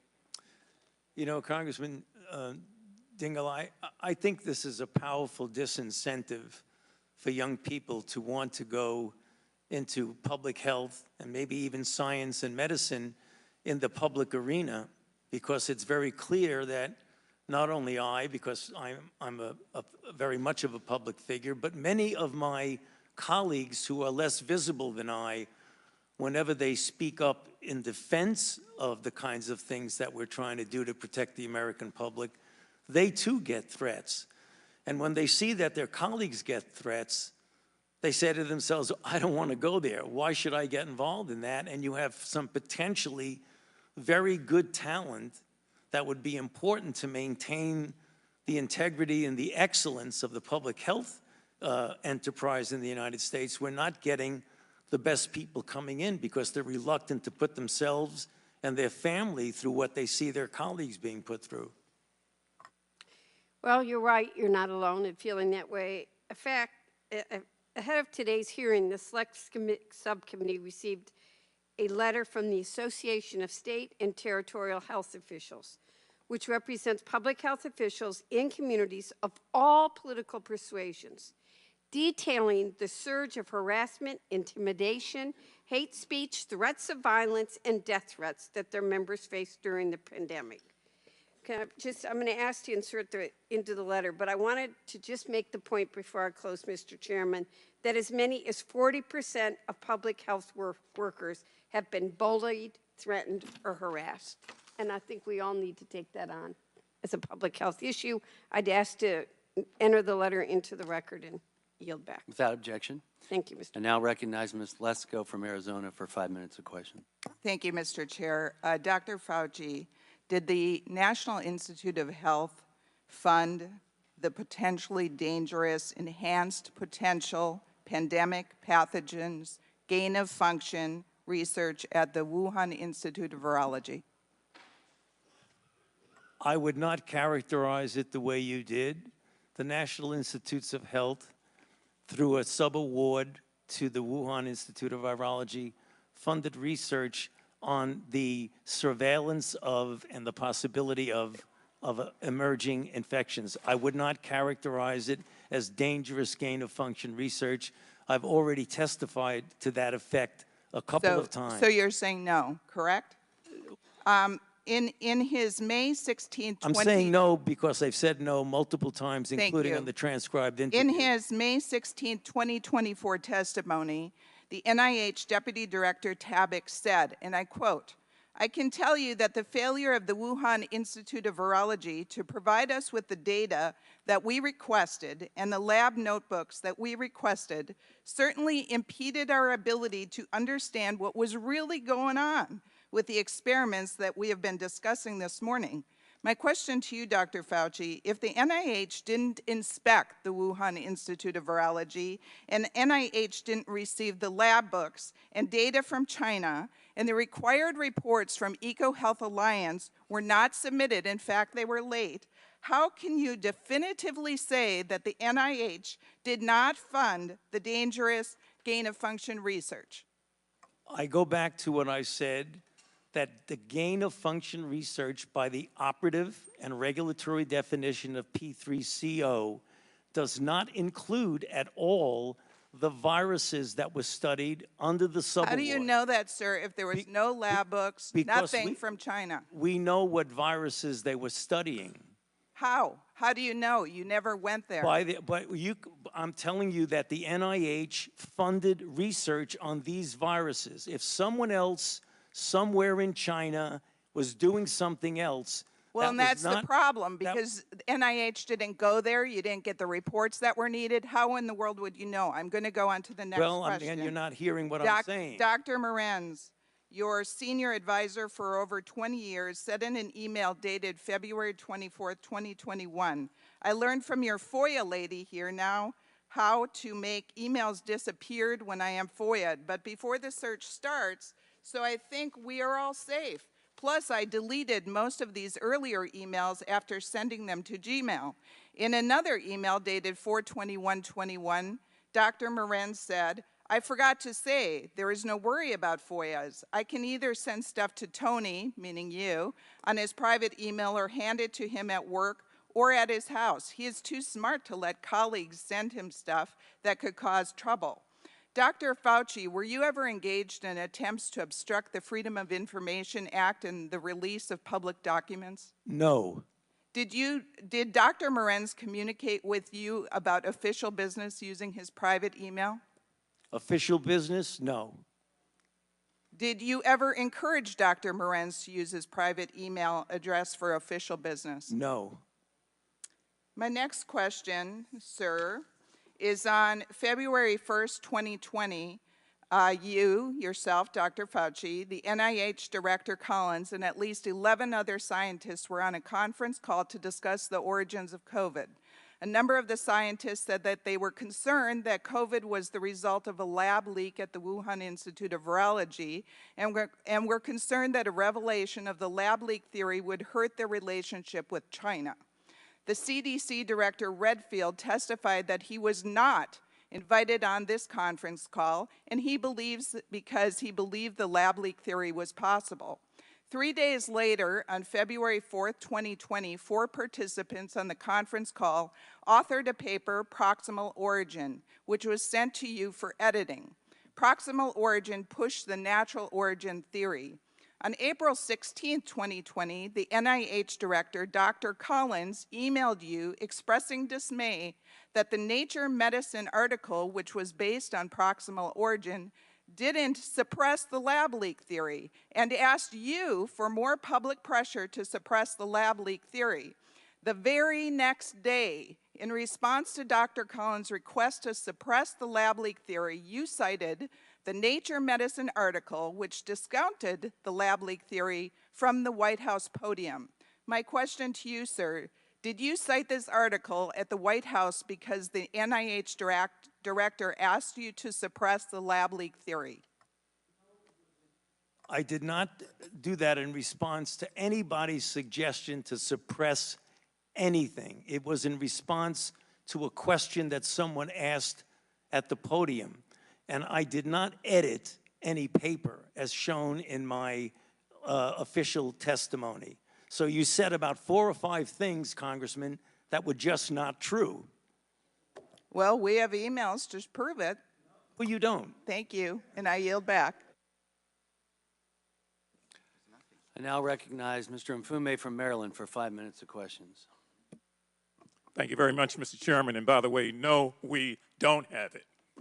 So I get tired of hearing we've got it, and then when we ask for it, it's not there. We do not have it, Dr. Fauci, and for everyone watching this.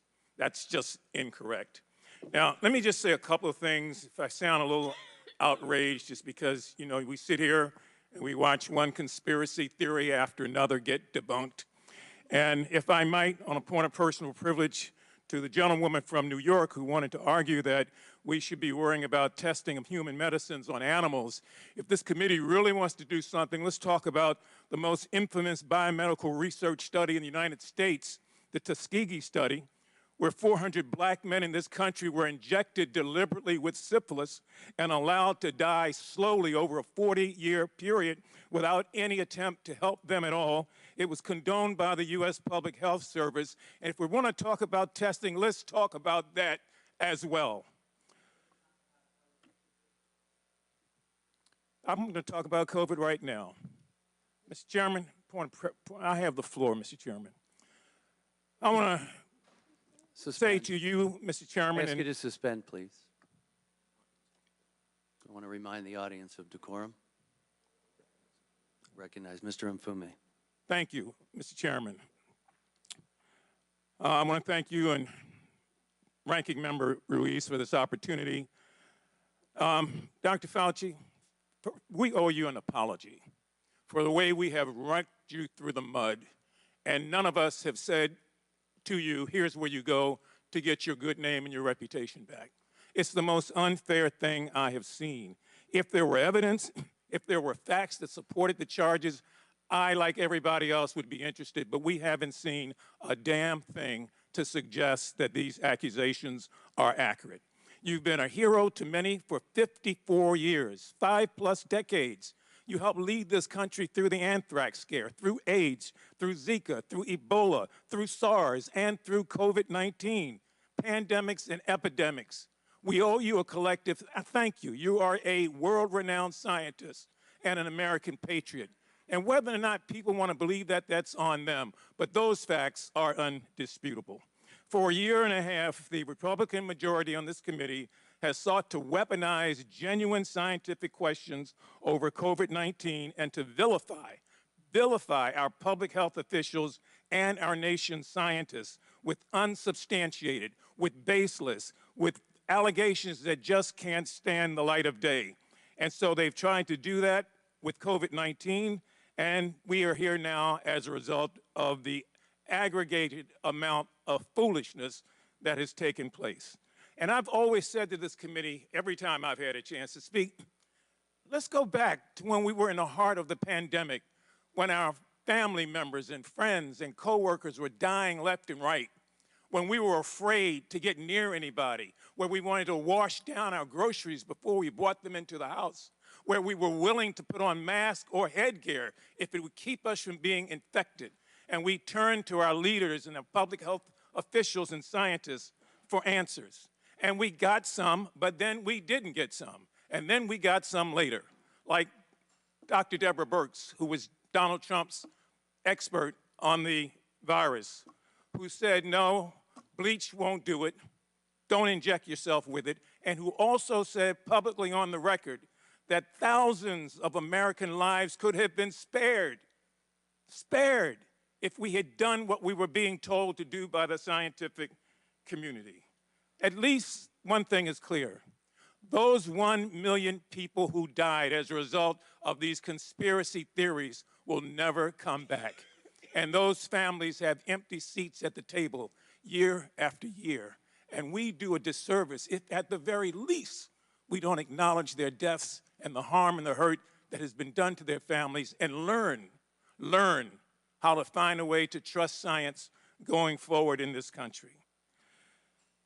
Dr. Fauci, you've been accused over and over again of going to the CIA headquarters and sitting down and having a meeting with the CIA to construct a way to make sure that COVID raged in this country. Is that correct? That is incorrect. Dr. Fauci, have you been to the CIA office in the last 20 years or headquarters? I went to the CIA decades ago during the anthrax attacks to discuss the possibility of terrorist attacks. Thank you. I wanted to get that on the record because that's just the latest theory now, that you and the CIA director conspired. This is foolishness. People are not going to agree with you. I understand that. But we take and besmirch somebody's good name. Think about if it were one of us. We'd be jumping up and down trying to find a way to get justice. And so on behalf of those of us who are thankful, who are part of many in a grateful nation, thank you for your service, sir. I yield back. I now recognize Mr. Cloud from Texas for 5 minutes of questions. Thank you, Mr. Chairman. Thank you for being here. And I do want to echo some of what Mr. Nfume said, because I do think we need to focus on the people. And I think that's really what the angst that's left with the American people. It's what they had to walk through during this time. I'm going to go down a list of mitigation measures that you supported over the course of the pandemic and ask you just to give a yes or no as to whether you still believe these measures were justified. Business closures. Not hearing you at all. Could you please speak louder? Sure. I'm going to go through a list of COVID mitigation measures that you supported over the course of the pandemic and ask you to give me a yes or no as to whether you believe these measures were justified. Business closures. Early on, when 5,000 people were dying a day, yes. Church closures, Same thing. school closures, Again, the stay-at-home orders.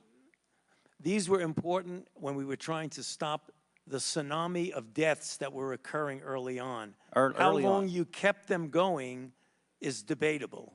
Mask mandates for adults, mask mandates for children, mask mandates for children under 5. And going back to what I said before, all of that is in the context of, at the time, 4,000 to Mask mandates for children 5,000 under people a 5, day there's were scientific dying. evidence for that? Excuse me? Mask mandates for children under 5, there's scientific evidence supporting that? There was no study that did masks on kids before. You couldn't do the study. You had to respond Right. to an epidemic that was killing 4,000 to 5,000 Americans per Vaccine day. mandates for employees, vaccine mandates for students, vaccine mandates for military. Vaccines save lives. It is very, very clear that vaccines have saved hundreds of thousands of Americans and millions I'm not of debating, we're talking people about the worldwide. COVID-19. Did or do the vaccines, the COVID-19 vaccine stop anyone from getting COVID? I answered that question to the chairman. Early on, it became clear that They did. no, actually, no. In the beginning, not. it clearly prevented infection in a certain percentage of people, but the durability of its ability to prevent infection was not long. It was measured in months. And they didn't stop you from spreading it either.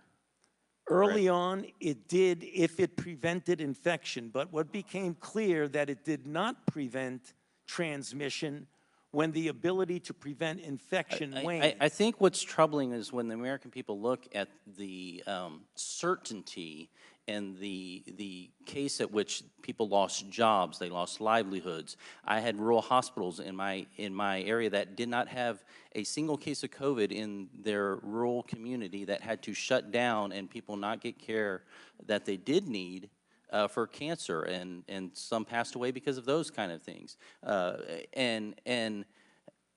Time after time again, people's lives are destroyed, and we have not seen the same sort of, once the new data came available, we did not see a change of course. And you'll point out, for example, in the schools that the CDC, put out the guidelines, for example. But we know that those guidelines end up being protection from lawsuits. It's, if you don't want to be sued, you better follow the guidelines. So they're not mandates, de facto mandates, but they turn out to be such a mandate. And when the science began to change, we all understand that in the first few weeks, even a couple months, we were all trying to figure it out. I think there's a lot of grace for that. The concern is that as the science became available, there wasn't like oh, maybe we should consider the lab leak theory. Oh, maybe we should consider natural immunity. We never heard this messaging coming from you or from anyone else who stood on the sidelines talking about these things, and it's left the American people with a tremendous distrust.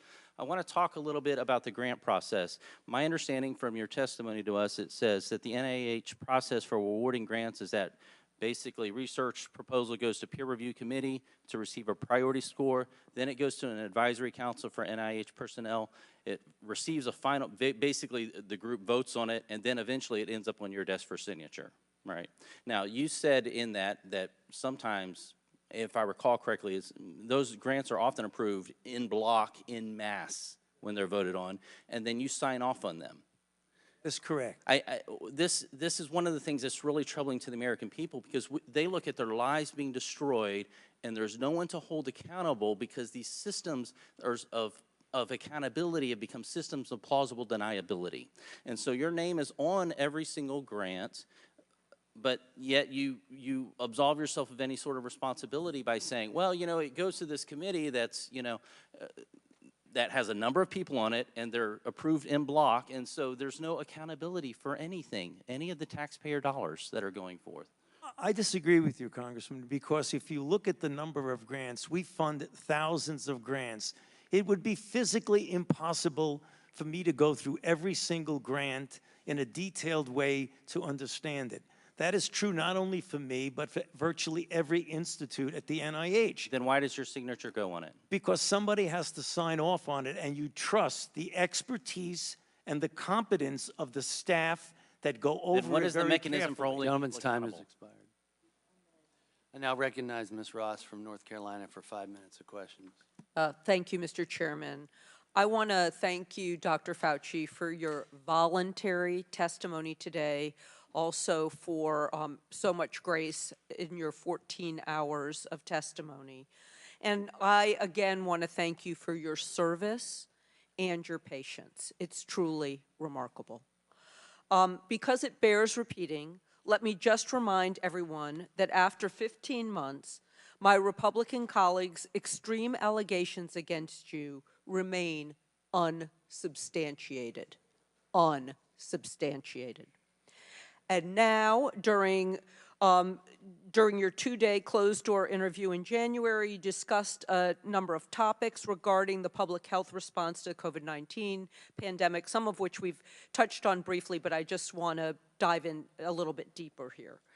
For example, you discussed both then and here with Congresswoman Castor the recommendation that we maintain 6 feet of distance between one another to reduce the spread of COVID-19. And you discussed how social distancing recommendations were developed, that you yourself didn't pick this 6 feet, and it was just really kind of a guideline in the moment. In your view, though, do social distancing recommendations and other public health measures to reduce transmission save lives? Definitely. Okay. I'd also like to go back and take a deeper dive into the COVID-19 vaccine discussion that we just had. And you were also asked about that during your interview in January. In the Select Subcommittee, we've heard suggestions that the vaccine was ineffective because of breakthrough infections that occur after vaccination. We just heard about that right here. But as I understand it, perhaps the strongest measure of COVID-19 vaccines' effectiveness is the reduction of severe disease and death, not necessarily getting a milder form of COVID. Could you talk about that a little bit? Yes, it's very clear that when you're dealing with many vaccines, but particularly when you're looking at COVID, as I mentioned, and I'll repeat it quickly for you, that early on there was a degree, not as much as against severe disease, of protection against infection. Unfortunately, that protection against infection, which is related to transmissibility, waned rather rapidly in a matter of months. What has stood firm, well, much better than transmission and much better than infection, is the ability to prevent someone from hospitalizations and deaths. And in fact, the curves, Congresswoman, are stunning. When you look at the deaths and hospitalizations of people who are unvaccinated, it's like this. When you look at the deaths and hospitalizations for people who are vaccinated and boosted, it's like this. The difference is profound. When you're dealing with infection, again, less so because of the waning of protection against infection.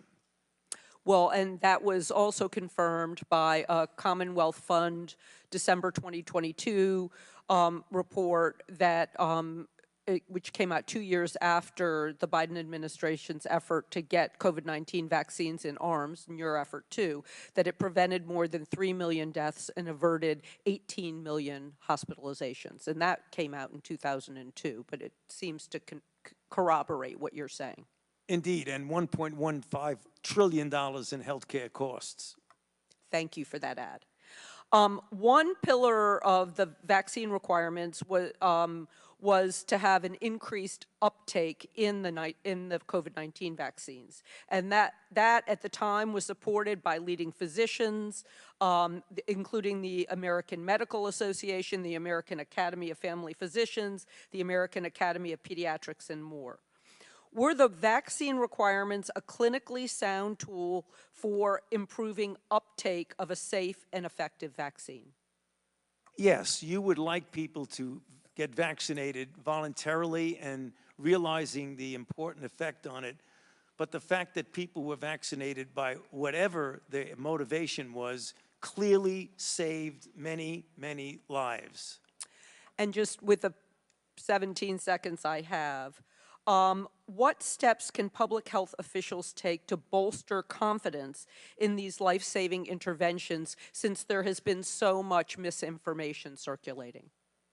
That's going to be very difficult, Congresswoman, because there is so much mis and disinformation around that we've got to do a better job of reaching out and trying to get the correct information. But that's difficult when you have a very energetic group of people continually spreading mis and disinformation about vaccines. We've got to be more proactive in putting out the facts and the data and the information that's correct. Thank you very much for your testimony, and I yield back. Now recognize Dr. Joyce from Pennsylvania for 5 minutes of questions. Thank you, Chairman Wenstrup, for convening this important hearing, and thank you, Dr. Fauci, for testifying. Dr. Fauci, one of the controversial regulations of the pandemic was the 6-foot distancing rule. This rule became an important policy consideration in subsequent regulations. However, you testified recently, and I'm quoting, "This 6-foot rule sort of just appeared." Do you think that a rule that sort of just appeared is substantial justification for the regulations that we saw based on that 6-foot rule? Congressman, thank you for that question. I answered that, but I'll summarize it briefly for you. When saying it just appeared, it came from the CDC. Okay, you stated that earlier. What was your relationship with the CDC when you saw a regulation which was not based in the current science? Well, when I say was not based in science, I meant a prospective clinical trial to determine whether 6 foot was better than 3, was better than 10. But once we realized that the virus was not spread by droplets and was aerosolized, did you feel an indication to go back to the CDC and said, let's base this on science. Let's get rid of this 6-foot rule. This 6-foot rule crippled businesses. It allowed students to stay at home and not learn. Americans suffered. And that suffering continues because the fracture of trust in American scientists continues to this day. Did you not feel an obligation for something that just sort of appeared, not to go back to the CDC and say, let's base this on what we know? It was a CDC decision, and it was clear. Were you dialoguing with the CDC? Excuse me? Were you in communication with the CDC? CDC was part of the coronavirus response team. Yep. And you didn't feel an obligation to go to them and say, look, Americans aren't going to trust us. Yeah. We're providing them with misinformation. We have discussions at the White House about that. We did, but the CDC's decision and was their decision to make, and they made it. And you didn't feel an obligation as the lead scientist at the NIH to challenge that? I've challenged the CDC multiple times. Publicly on this regard? Issues. Excuse me? Publicly you challenged them on the 6-foot distancing rule? It is not appropriate to be publicly challenging a sister organization. Do you agree that Americans now have lost their trust in science, in lead science from government because of misinformation like this? Well, when you talk about misinformation, I think that you have to be careful. It's not disinformation. It was information that ultimately proved, when you put the aerosolization in, that it was not an effective rule to have 6 feet of distancing. Dr. Fauci, let's move on. On April 21st, Dr. Morens wrote to Dr. Daszak in an email that there is no worry about FOIAs. I can either send stuff to Tony on his private Gmail, hand it to him at work, or at his house. He is too smart to let colleagues send him stuff that could cause trouble. Do you realize that this impact still considers today? This is your lead trusted researcher who works with you, your advisor. Do you realize the impact of that? It was a terrible thing. It was wrong, and it was inappropriate. Thank you. I think we all agree it was incredibly inappropriate. Recently, in an op-ed that Senator Roger Marshall published just yesterday, he raised concern about HHS FOIA compliance following your testimony in front of the Senate Help Committee. Dr. Fauci, what involvement did you have in HHS not responding to FOIA requests following your testimony in the Senate in 2021? I had no role whatsoever in anything to do with the request. When FOIA is made, it doesn't go directly to a person like me. It goes to a department, which then takes care of it. So I don't have any role one way or the other in FOIA. Let's go on.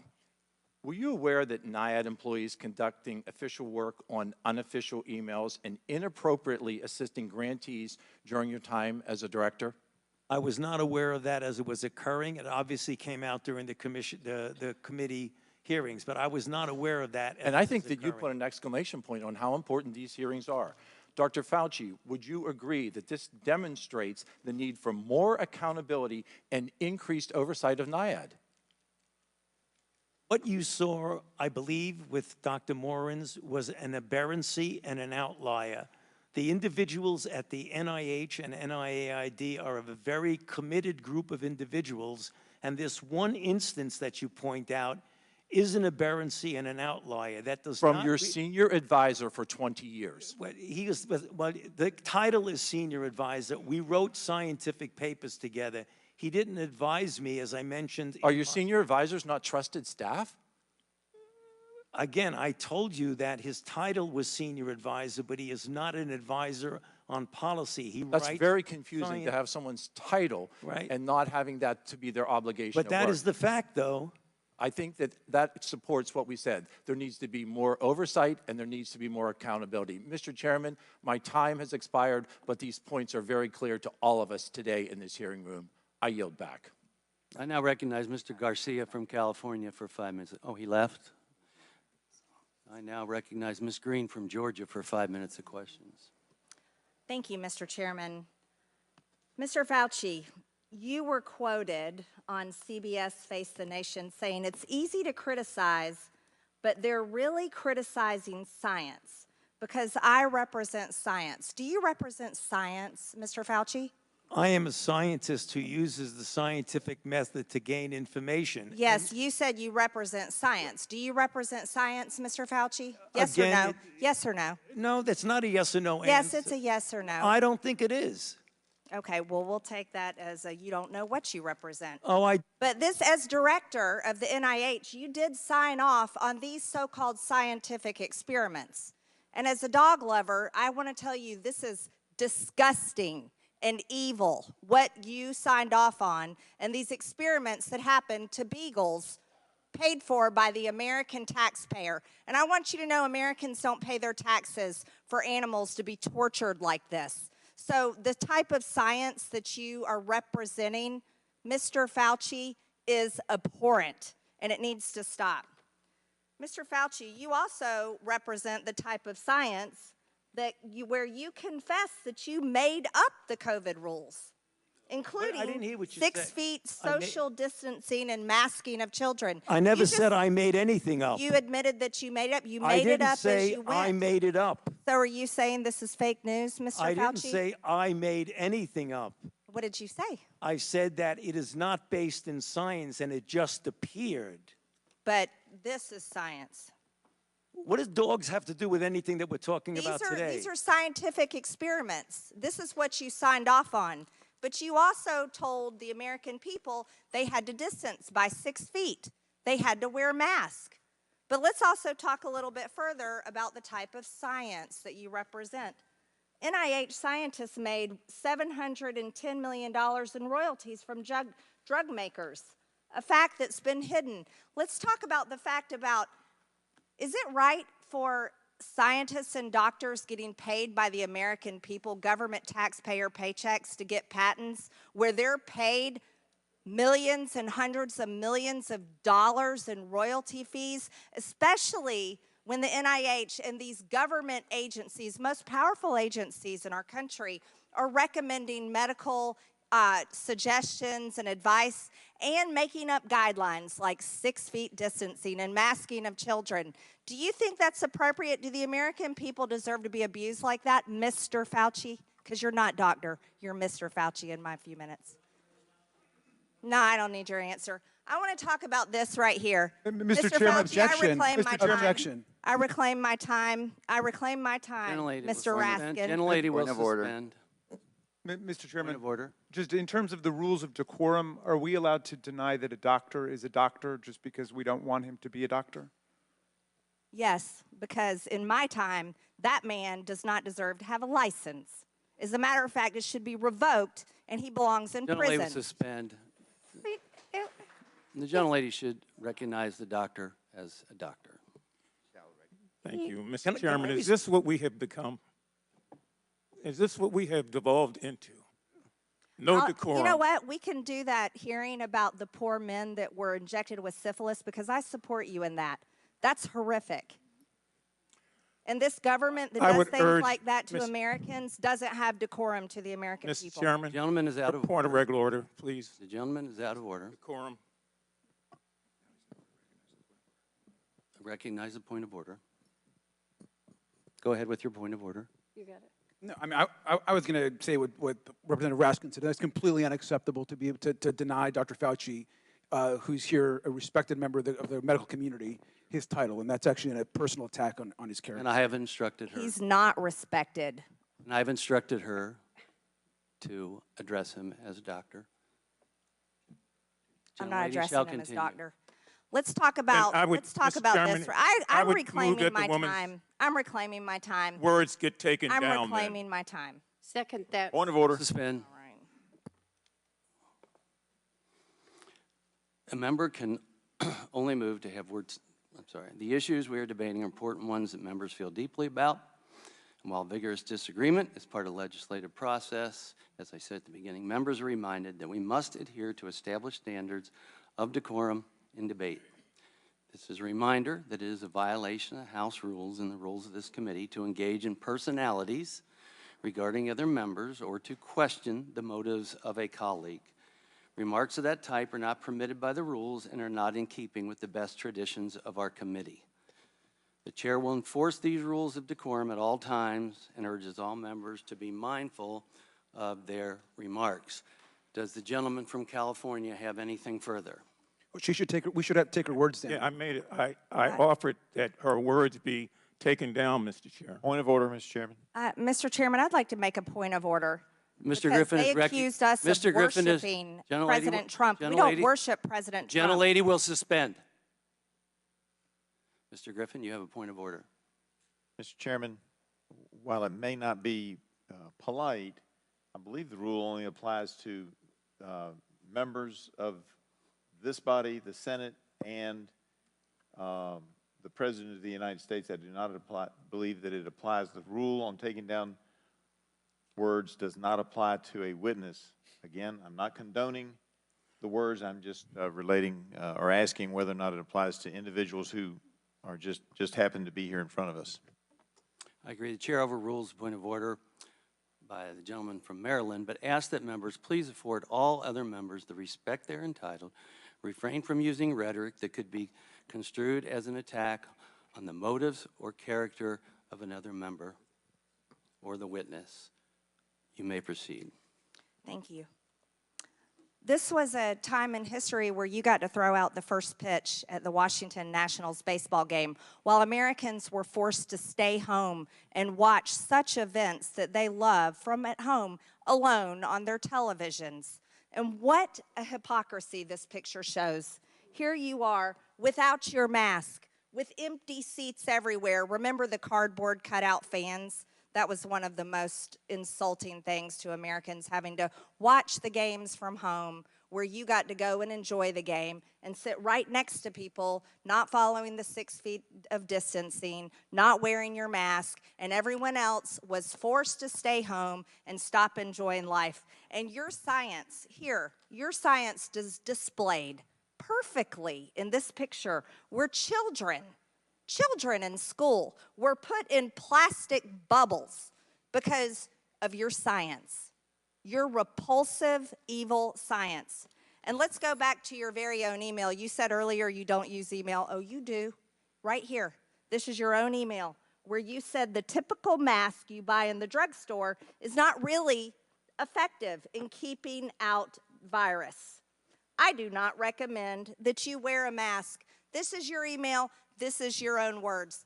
But yet children all over America were forced to wear masks. Healthy children forced to wear masks, muzzled in their schools. And then they were forced to learn from home because of your so-called science and your medical suggestions while you and all your cronies get paid from Big Pharma. You know that what this committee should be doing? We should be recommending you to be prosecuted. We should be writing a criminal referral because you should be prosecuted for crimes against humanity. You belong in prison, Dr. Fauci. Mr. Chairman, I have another point of order.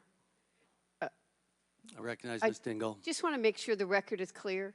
Dr. Fauci testified that he did not use his personal email for official business. He did not say he did not use email. And I think today, this particular has been full of lies and disregard and disrespect, and we need to stick to facts. Thank you. The gentlelady's time had expired before the point of order. I now recognize Mr. Garcia from California for 5 minutes of questions. Thank you, Mr. Chairman. Dr. Fauci, I am so sorry you just had to sit through that. That was completely irresponsible. Quite frankly, we are hearing, this might be the most insane hearing I've actually attended. I've only been in Congress for a year and a half, but I am so sorry that you are subjected to those level of attacks and insanity. Your quote-unquote so-called science that the gentlewoman is referring to has saved millions of lives in this country and around the world, and I want to thank you for that. I also think it's important to note that, in my opinion, is that you are an American hero, and your team has done more to save lives than all 435 members of this body on both sides of the aisle. You guys have worked not just during this pandemic, but over time to save millions of lives in this country and across the world. We lost 1.1 million American lives. 1.1 million American lives, 7 million lives around the world. We were having 9/11-like events, death events daily in this country, losing 4,000, 5,000 people every single day. I was mayor during the time of the pandemic. I remember how painful it was to close businesses, to shut down schools, but how quickly we forget the pain and how scared we were as a country. We were washing our groceries as they were coming in. We were keeping seniors at a distance. The tragedy that was happening in our nursing homes. Thousands of people were dying a day, and you and your team of the best and the brightest scientists in this country and the world were doing everything that you could and working night and day to save more and more of those lives. A lot of my colleagues know that my mom was a healthcare worker during the pandemic. My mom died of COVID. My stepfather died of COVID. I lost both of my parents during the pandemic. So I take this very personally, especially when other members of this body who are tasked to be responsible and to actually help the American people attack medical professionals like you and across the world. Vaccines, a vaccine that you and your team helped foster, have saved millions of American lives. These attacks are ridiculous. Now, even before this committee started, I'm going to point a few things out. Even before this committee started, this same member that just went on this rant introduced the Fire Fauci Act and promoted on a podcast saying that COVID was a bioweapon. That is how insane some of these comments are. And I want to quote this. This is a quote from the same member. "I don't believe in evolution. These viruses were not making people sick until they created them. They weaponize these viruses to be able to attach to our cells and make us sick. It's a bioweapon." The "they created them," sir, is you. They are attacking you and our medical community for actually creating COVID that has caused the deaths of millions. And we know that these extreme comments are targeting public health officials across the country. I also want to show you this other comment. Same member who just attacked you. "The Fauci-funded Wuhan lab created the virus." This is so crazy and irresponsible. In this post, the same member of this committee is accusing you of orchestrating a global conspiracy to create COVID on purpose just to make people get vaccines. That you've done this, sir. This same member routinely promotes complete misinformation about vaccines and actually has encouraged the routine prevention of vaccinations that even eliminate diseases like the measles. Dr. Fauci, you've brought together our nation and the world's best and brightest scientists to take on COVID and create a vaccine that works. I want to ask you a question. I want to be crystal clear for the public. You brought together the world and America's best scientists. Do you believe that the vaccine that you all helped create and ensure is safe and effective for the public? Yes, and its track record has proven that. And do you also agree that it saved hundreds of thousands and possibly millions of lives in America and across the world? That is absolutely correct, and it's very clear that it's saved millions of lives here and throughout the world. The Europeans have done the same studies that we have, and the data are incontrovertible that they save lives. Sir, and do you think the American public should listen to America's brightest and best doctors and scientists, or instead listen to podcasters, conspiracy theorists, and unhinged Facebook memes? No, listening to people who you just described is going to do nothing but harm people because they will deprive themselves of life-saving interventions, which has happened.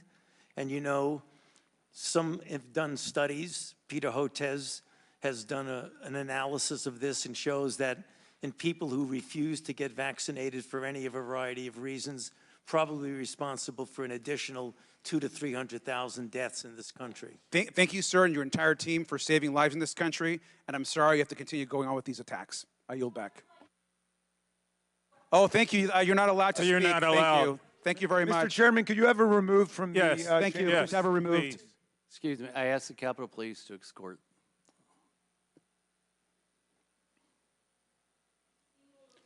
Yep, thank you. She can be removed.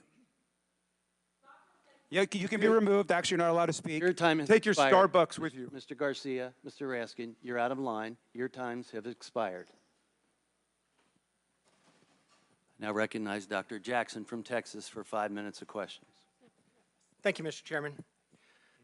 Dr. Fauci, I have to say, I, as so many Americans, am deeply disappointed in your actions during a critical time in our nation's history while you were in key leadership roles as the director of the National Institute of Allergy and Infectious Disease and as the chief medical advisor to President Biden.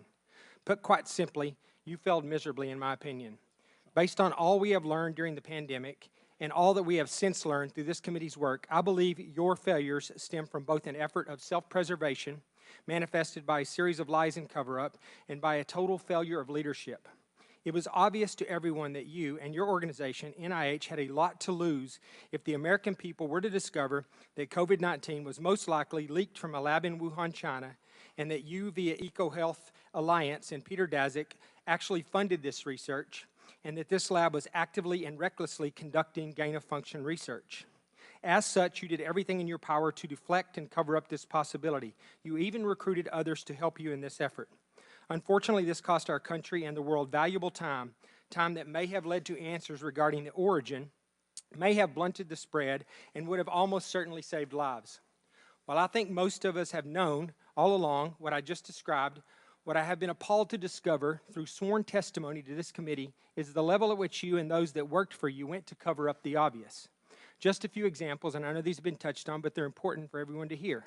Dr. Lawrence Tabak, former acting director of NIH, testified that under the generic definition that NIH did in fact fund gain-of-function research. This was based on a definition that was initially used by NIH and a definition that was abandoned and removed from the website in October of 2021 and replaced by a new, much more detailed definition with a much higher bar that you have since conveniently used to define gain-of-function testing and to deny what Dr. Tabak has since confirmed. He also said that EcoHealth Alliance failed to properly and promptly report that their research violated the terms of the grant, something that went completely unaddressed under your watch. Dr. Moran's, your senior advisor, who you have tried today to distance yourself from, but whose large volume of emails clearly demonstrate that you had a very close and personal relationship with, and who reported to you directly, has openly bragged about how he subverted FOIA requests. I remind you that the law requires you and your former organization to comply with Freedom of Information Act requests. It is not optional. If you or your employees or your organization that you oversaw were systemically avoiding transparency and illegally hiding or destroying documents that rightfully belong to the American people, then you should be criminally charged and they should as well. In addition, Dr. Gregory Folkers, your chief of staff, also engaged in illegal practices in which he crafted messages using symbols instead of letters to avoid FOIA exposure. In an email, April 2020, from Dr. Moran's to Peter Daszak, he says, quote, "There are things I can't say." Well, I wonder what he couldn't say. He also went on to say, quote, "Except Tony is aware, and I have learned there are ongoing efforts within NIH to steer through this with minimal damage to you, Peter, and colleagues, and to NIH and NAID," end quote. And then a few days later, he said, quote, I have reason to believe that there are already efforts going on to protect you, end quote. In February of 2021, Dr. Morans wrote to Boston University scientist Gerald Kirsch saying, quote, I learned from our FOIA lady here how to make emails disappear after I'm FOIA'd, but before the search starts. So I think we are all safe, end quote. Dr. Fauci, I want to know what you were being protected from and what you needed to be safe from. I'm going to go on because I have a little time here. He went on to say, quote, plus I deleted most of the earlier emails after sending to Gmail. Once again, illegal and an actual crime. Dr. Morans noted in another email to Dr. Kirsch saying, quote, I learned the tricks last year from an old friend, Marge Moore, who heads our FOIA office and also hates FOIAs, end quote. It is absolutely amazing to me that Dr. Morans and Marge Moore still have jobs and taxpayers are still paying their salaries. Dr. Morans wrote to Dr. Daszak in April of 2021, quote, P.S. I forgot to say there is no worry about FOIAs. I can either send stuff to Tony on his private email or hand it to him to work or at his house. He is too smart to let colleagues send him stuff that could cause trouble. End quote. Apparently, you neglected to surround yourself with equally smart individuals. Dr. Morans wrote to another collaborator, Peter Hotitz, in June 2021 at Baylor College of Medicine that he had deleted all his emails related to COVID origin when, quote, the shit hit the fan, end quote. He said, quote, I feel pretty sure Tony were too. The best way to avoid FOIA hassles is to delete all emails when you learn the subject is pretty sensitive. In October 2021, Dr. Morans wrote to Peter Daszak, quote, Peter, from Tony's numerous recent comments to me and from what Francis has been vocal about over the past 5 years, we are trying to protect you, and they are protecting their own reputations as well, end quote.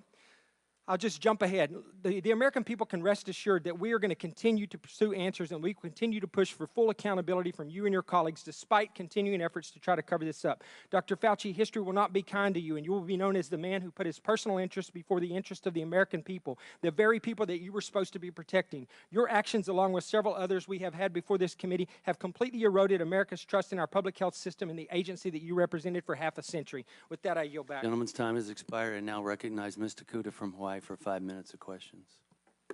Thank you, Mr. Chair, and I hope I'll have an additional 30 seconds like the previous gentleman. And Dr. Fauci, I have allowed that today on Thank you. several occasions. Thank you, Mr. Chair. Dr. Fauci, you deserve better than this.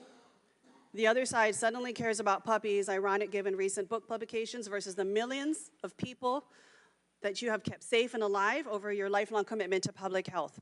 I'd like to use my time to dispel some of the myths about you that have circulated in right-wing circles. We can all acknowledge that, yes, suspension of in-person activities during the early days of COVID, it was necessary to save lives and to stop the spread, and it was not without its challenges. It was difficult, particularly for our nation's students, like my two sons in public schools, and our business owners. But to completely blame these policies on you, Dr. Fauci, is absolutely ridiculous. I'd like to make the record clear on something. The decision to suspend in-person learning, dining, and other activities, that was not a decision that you were somehow solely responsible for, including in your role as NIAID director. Is that correct?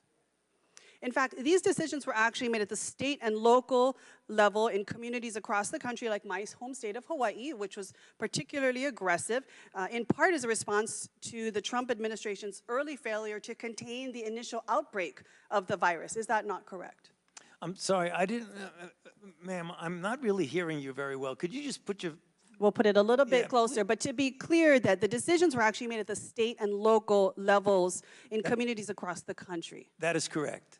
Okay, thank you. Now I'd like to shift topics and turn to the allegation that you sought to suppress opposing viewpoints about the pandemic response. Over the past 15 months, majority members of this subcommittee have levied the allegation that federal health officials censored proposals like the Great Barrington Declaration, which were inconsistent with the overwhelming consensus of the scientific and medical community. Much attention has been paid to an email Dr. Francis Collins sent you regarding the Great Barrington Declaration, where he called for a quick and devastating published takedown of its premises. To be clear, this was not Dr. Collins suggesting that you suppress or censor the Great Barrington Declaration. Rather, he was suggesting that the points you just explained be memorialized to substantively refute the scientific premises of the Great Barrington Declaration. Is that correct? Yes. And there was good reason for Dr. Collins to have substantive concerns. The Great Barrington Declaration proposed lifting mitigation measures for the vast majority of society and preserving them only for certain populations, including the elderly and people with underlying health conditions.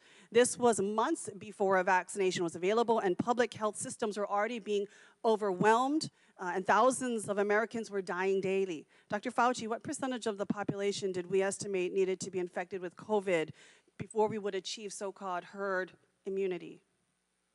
Herd immunity was very elusive with COVID, and the Great Barrington Declaration was flawed both conceptually and in practice. Conceptually, that you could shield vulnerable people as if the only vulnerable people are those in nursing homes.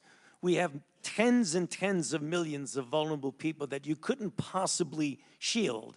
People with underlying conditions, the elderly, those would be the individuals. So it would be conceptually impossible to do that.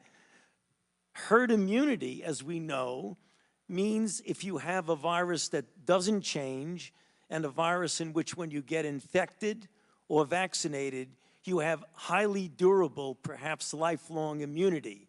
That's not the case with COVID. We know immunity wanes and we have multiple variants. So in practical purposes, the Great Barrington Declaration was invalid, both conceptually and practically. Thank you, Dr. Fauci. You've answered a few of my other questions in terms of the fact that for many of us that live in multi-generational communities, thousands, hundreds of thousands, millions more lives would have been impacted by this so-called approach. And given the fact that the virus's rapid evolution that we have seen since 2020, herd immunity approaches would be absolutely ineffective against COVID. If you would answer one more question, considering the mortality rates at the time, how many more deaths might we have seen, just briefly? I mean, if we had done that, just let it rip, there very likely would have been another 1 million people would have died, I would imagine. Thank you, Dr. Fauci. So it wasn't the federal government suppressing the Great Barrington Declaration. Rather, it was about protecting and saving millions of American lives.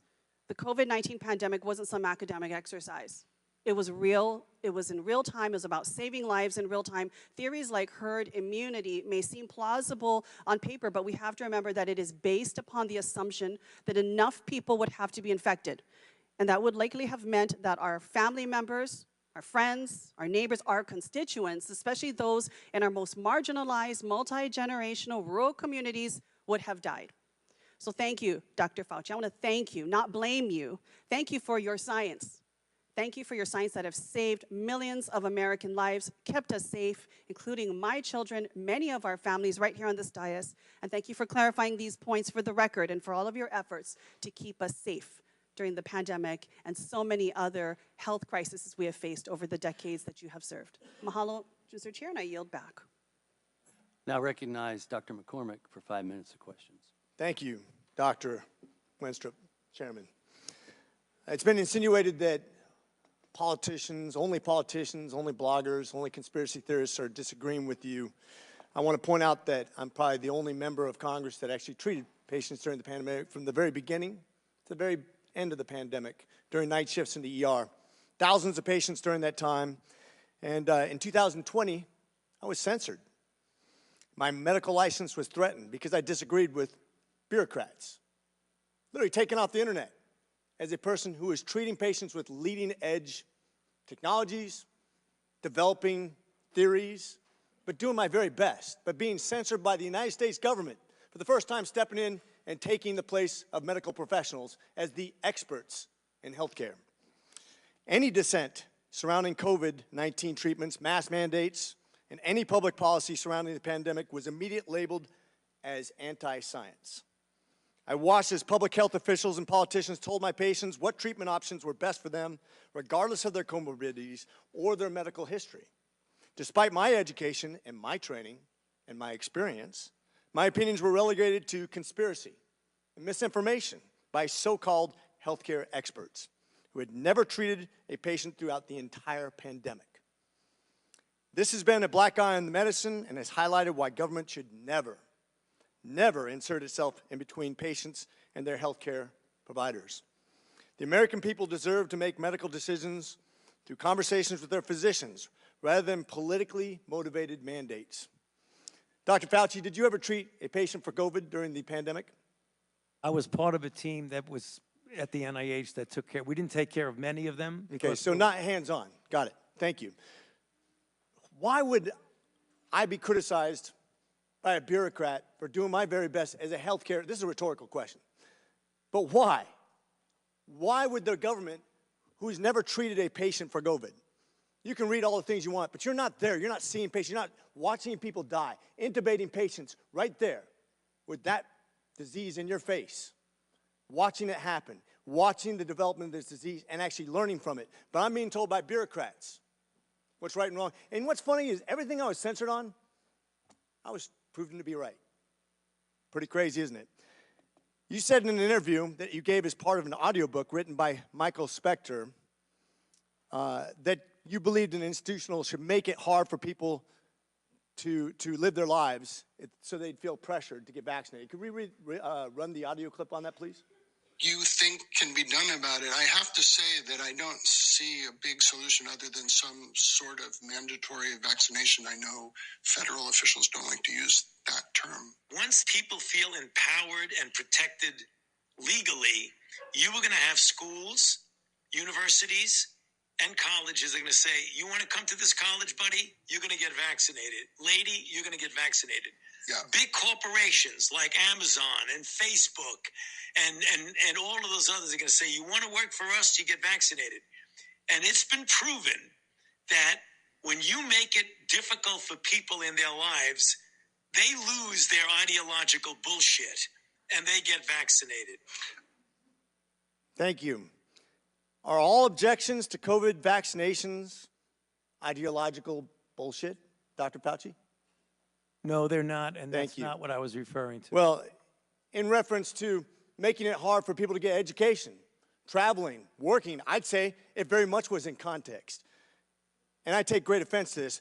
Miss Allison Williams testified before this committee about losing her job because she sought an exemption for ESPN's vaccine mandate, which came from recommendations from bureaucrats like yourself. She and her husband were actively working with a fertility expert, a physician, on how to get pregnant, and agreed with the premise that she was young, healthy, wanted to get pregnant, and shouldn't get the vaccination for medical purposes. But she was fired because you made it hard, just like you said in your statement, because you didn't want to make sure that the ideological bullshit got in the way of her working, of living her life, of making a medical decision with her healthcare professional. I think America should take great offense to this. That's exactly what you meant when you said making it hard for people to live without getting a vaccination. You affected people's ability to work, travel, be educated, to actually flourish in American society, to self-determine, as we're all given God-given rights. Shame on you. Dr. Fauci, you've become Dr. Fear. Americans do not hate science. I don't hate science. The American people hate having their freedoms taken from them. You inspired and created fear through mask mandates, school closures, vaccine mandates that have destroyed the American people's trust in our public health institutions. This fear you created will continue to have ripple effects over generations to come. You have already seen its effects in education, in the economy, and everything else. Quite frankly, you said, if you disagree with me, you disagree with science. Dr. Fauci, I disagree with you because I disagree with fear.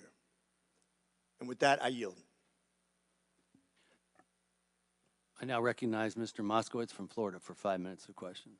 Thank you, Mr. Chairman. Dr. Fauci, good to be with you here today. I was not here, but I saw a member of this committee questioned whether or not you represent science and tried to make that in some offensive way. I just want you to know most Americans don't think she represents Congress. So one of the things I've learned. So I hear now you double Fauci. So I don't want you to be offended by that. I actually, similar to Representative McCormick, who was serving in the field as a doctor during COVID, I was running the logistics operation and the Florida response as the director of emergency management for the state of Florida for Governor DeSantis. So I was deploying masks and gowns and gloves. We were setting up field hospitals. We were setting up testing sites. We were setting up vaccine sites. throughout the pandemic. And the one thing that became clear to me as a country is we were not prepared.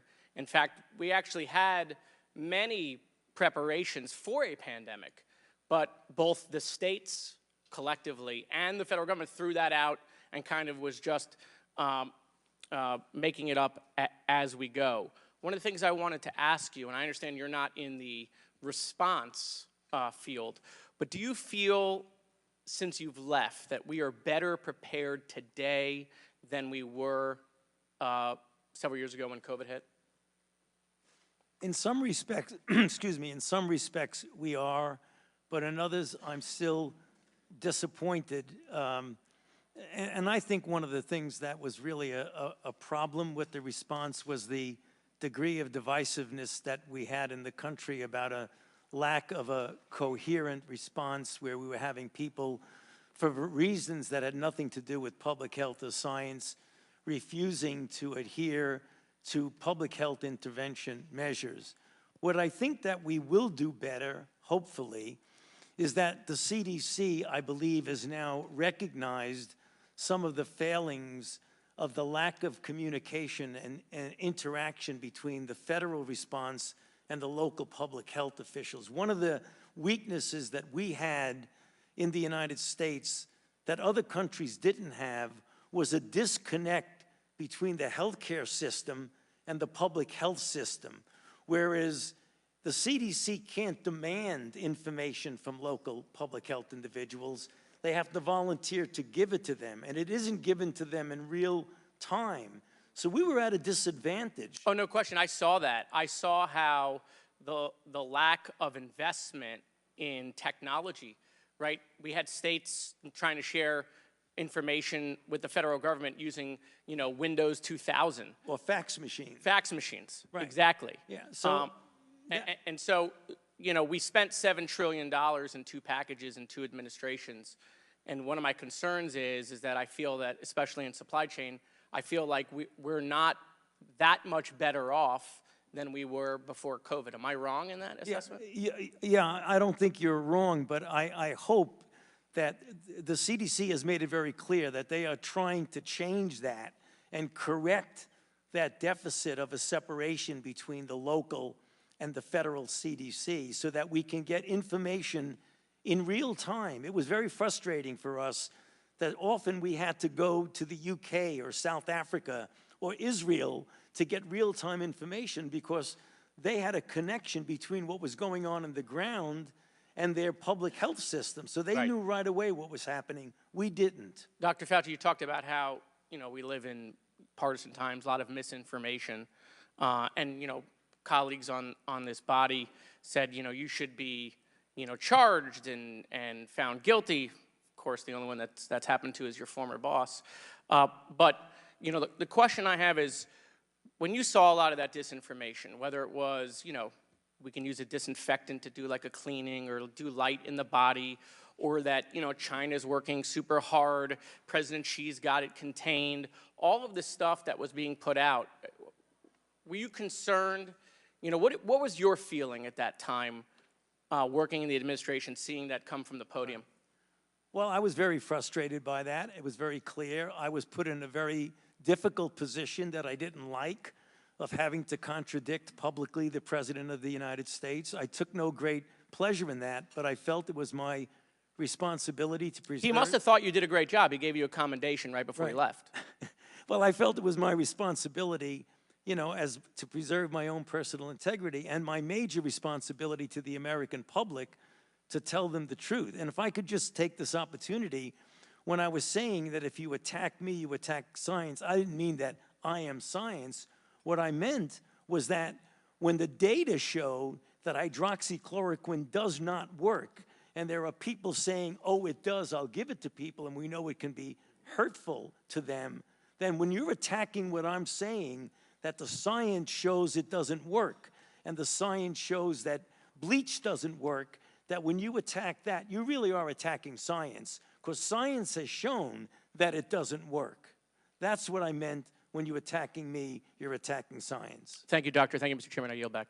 Gentleman's time's expired. Now recognize Mr. Jordan from Ohio for 5 minutes. Thank you, Mr. Chairman. Doctor, why was it so important that the virus not have started in a lab? We don't know where it started, and that's the reason why I keep an open mind. So I don't know what you mean by why was it so important. It wasn't important. Well, you still don't know where it started? The guys you gave money to figured it out in 3 days. No. Mr. Anderson said on January 31st, 2020, virus looks engineered, virus not consistent with evolutionary theory. The very next day, Dr. Gary said, I don't know how this happens in nature. It'd be easy to do in a lab. And then 3 days later, Shazam, they switch and say it has to be nature. So they figured it out in 3 days, but you still don't know? No, in fact, if you look at what they were saying, Congressman Jordan, they were saying that it was not a manufactured virus. It still could have evolved out of a lab. Well, let me read something here to you. They're not incompatible. In our study on the censorship of the Biden administration working with big tech, I want to read you a WhatsApp message from Mark Zuckerberg. Can we include that the White House put pressure on us to censor the lab leak theory? So this is a communication on July 16th, 2021. Nick Clegg, Joel Kaplan, Sheryl Sandberg, Mark Zuckerberg. They're certainly feeling the pressure to downplay any lab leak theory and go with the natural origin theory. Is there a question there? One's coming. Here's another email to Mark Zuckerberg. It says, subject line, COVID misinformation, Wuhan lab leak theory. In response to continued public pressure and tense conversations with the new administration, we started removing 5 COVID claims, including the lab leak theory. Mr. Zuckerberg responds, this seems like a good reminder that when we compromise our standards due to pressure from an administration in either direction, we often later regret it. Why was it so important the virus not have started in a lab? Wasn't so important that the virus not. We don't know.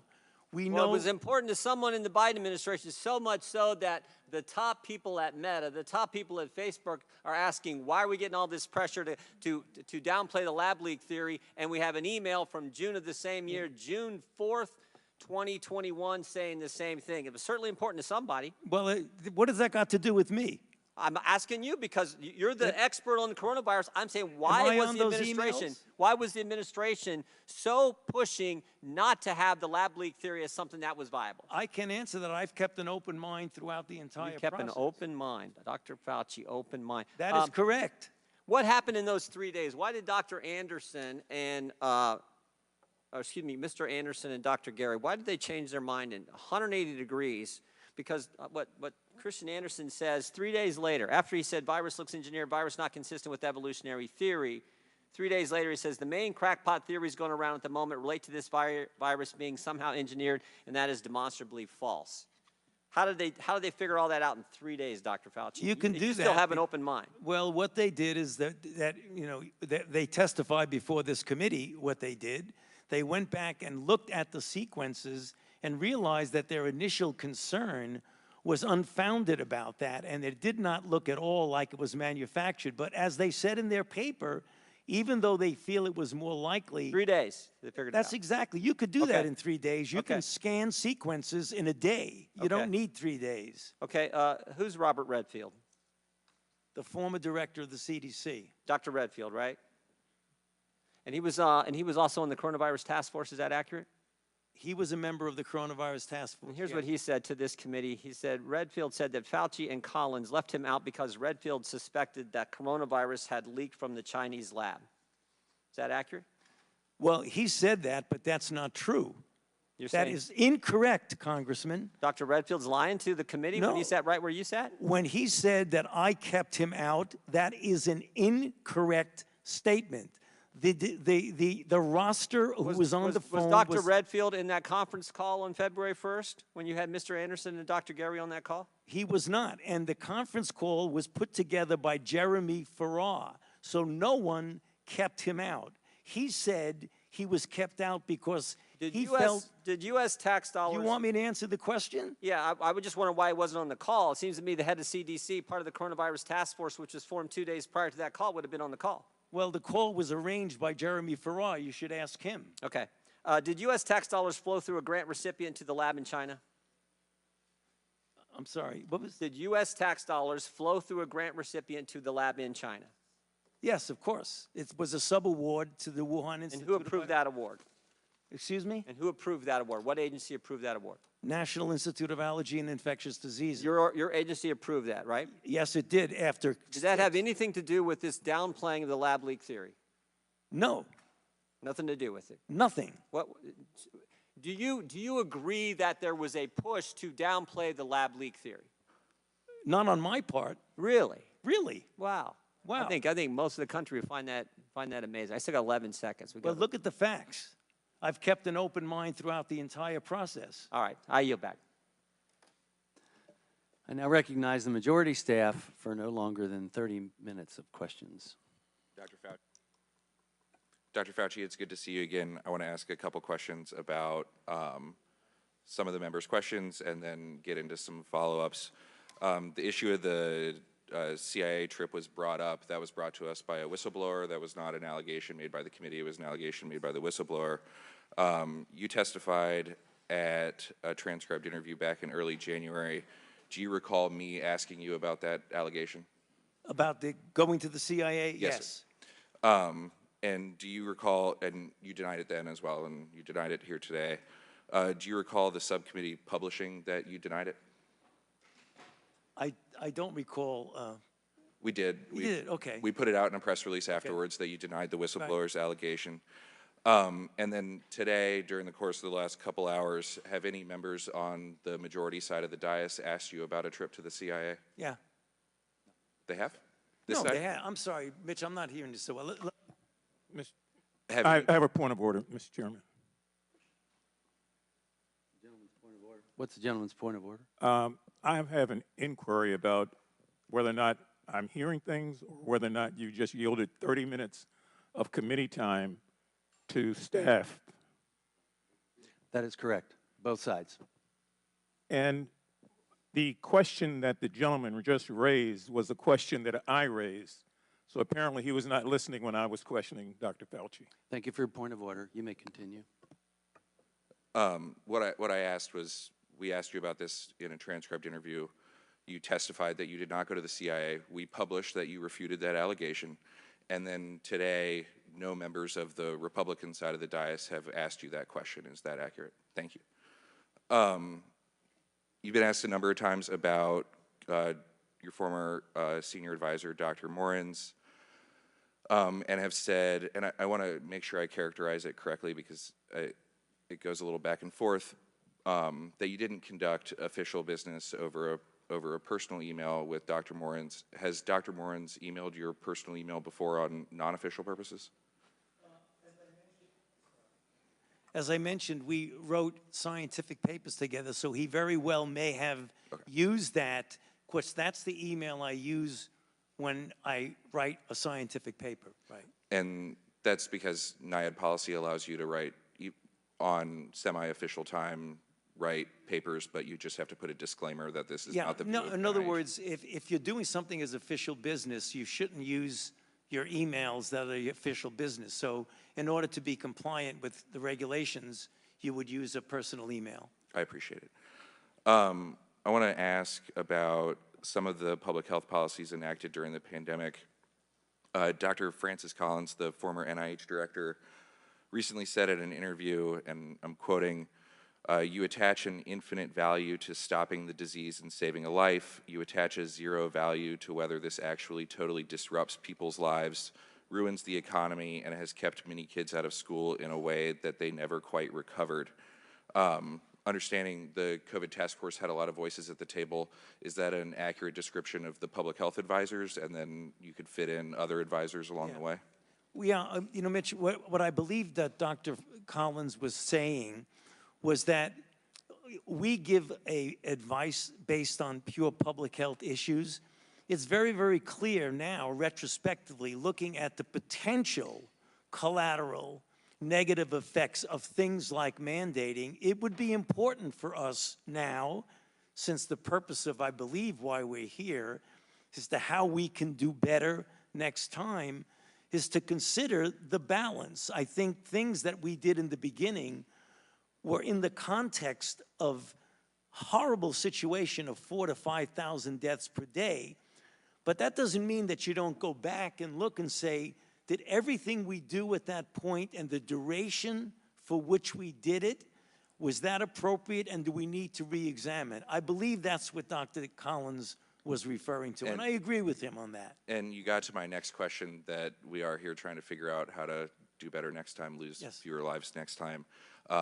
Would that be a better thought process going forward of thinking about the possible unintended consequences of public health measures? Absolutely.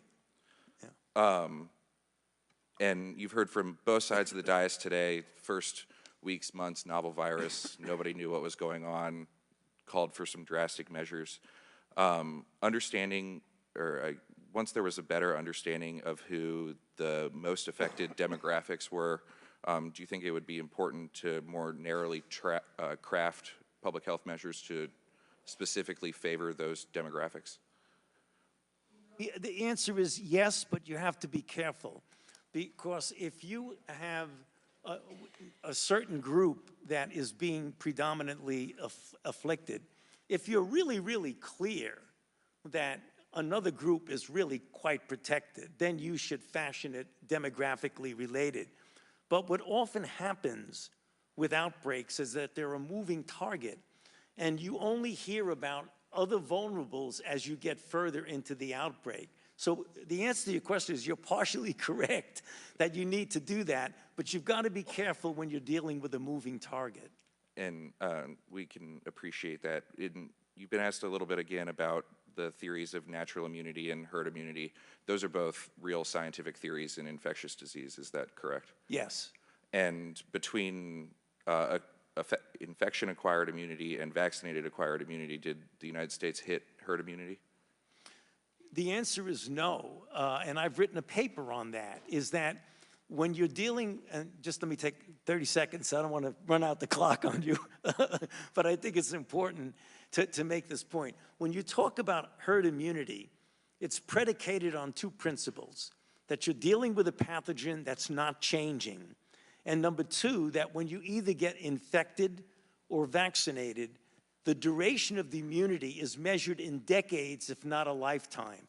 So that if you have a pathogen that stays the same, like measles doesn't change. So I was infected with measles when I was a child. It's the same measles that's infecting people in certain countries in the developing world. Number two, when you get either infected or vaccinated with measles, you have immunity that's durable minimally in decades and possibly for life. So if you get the same pathogen and you get a large percentage of the people who have either been infected or vaccinated, then you have herd immunity. We did not ever have that with COVID. And you've also been asked a number of times about the vaccine and vaccine mandates. Were you the one that recommended to the president to mandate vaccines for certain individuals? No. Do you know who did? No, it was more of it was a combination of a group and just saying that, you know, certain agencies like the Labor Department or what have you would feel that this would be done. But it was not like I one day said, hey, we should mandate vaccines. That did not happen. And I want to echo the comments of the chairman that we agree the vaccine saved hundreds of thousands of lives. And we talked about this a little bit in January, and I think you touched on it a little bit today. Could issuing these mandates and removing the notion of informed consent from some certain sects of the citizenry lead to vaccine hesitancy? Yeah, I mentioned this, I believe, in the TI, that as a matter of fact, that's something that I think we need to go back now when we do an after the event evaluation about whether or not, given the psyche of the country and the pushback that you get from those types of things, we need to reevaluate the cost-benefit ratio of those types of things. And then I won't belabor the point, but we talked about the 6-foot distance an awful lot today. Do you recall if it was ever suggested to be 10 feet? You know, I don't recall, Mitch, if it was ever suggested it was 10 feet, but when I made my explanation of what it was, I was saying that there was no trial that looked at 10 versus 6 versus 3 versus not even worrying about it at all. And you said today that there were discussions at the White House about the 6-foot rule. You don't recall if it was discussions about whether or not it should be 3 or should be 10 or should be 6? You know, I don't recall, Mitch, what the exact discussion was, but as I've said in response to multiple questions, what we had, the CDC was said that on the basis of their evaluation, which was based on the droplet approach, that 6 foot would be to go. And since there was no clinical trials going one way or the other, that's why it was accepted by the group. And then it hasn't been a large topic today, and we talked about kind of, again, the many unknowns in early 2020. Schools were closed through the semester. Some schools reopened for the fall semester. Some remained closed going through into 2021. Looking back, are there current academic ramifications of remote schooling or kids not being in school? I think there have been a number of, I know, that there have been a number of studies to show that there are lasting effects, at least up to this point. They tend to attenuate over time, but there have been substantial negative effects on learning and on children when you keep them out of school for a prolonged period of time. Have you seen any studies suggesting physical health ramifications? I haven't seen physical health ramifications. Mental health? I believe that there are some that show psychological issues that relate to keeping kids out of the environment, of the social environment of the school. And apologize for bouncing around. We don't have 14 hours with you today. I've got 30 minutes, so I'm so sorry about that. I'm gonna move quickly. Yeah.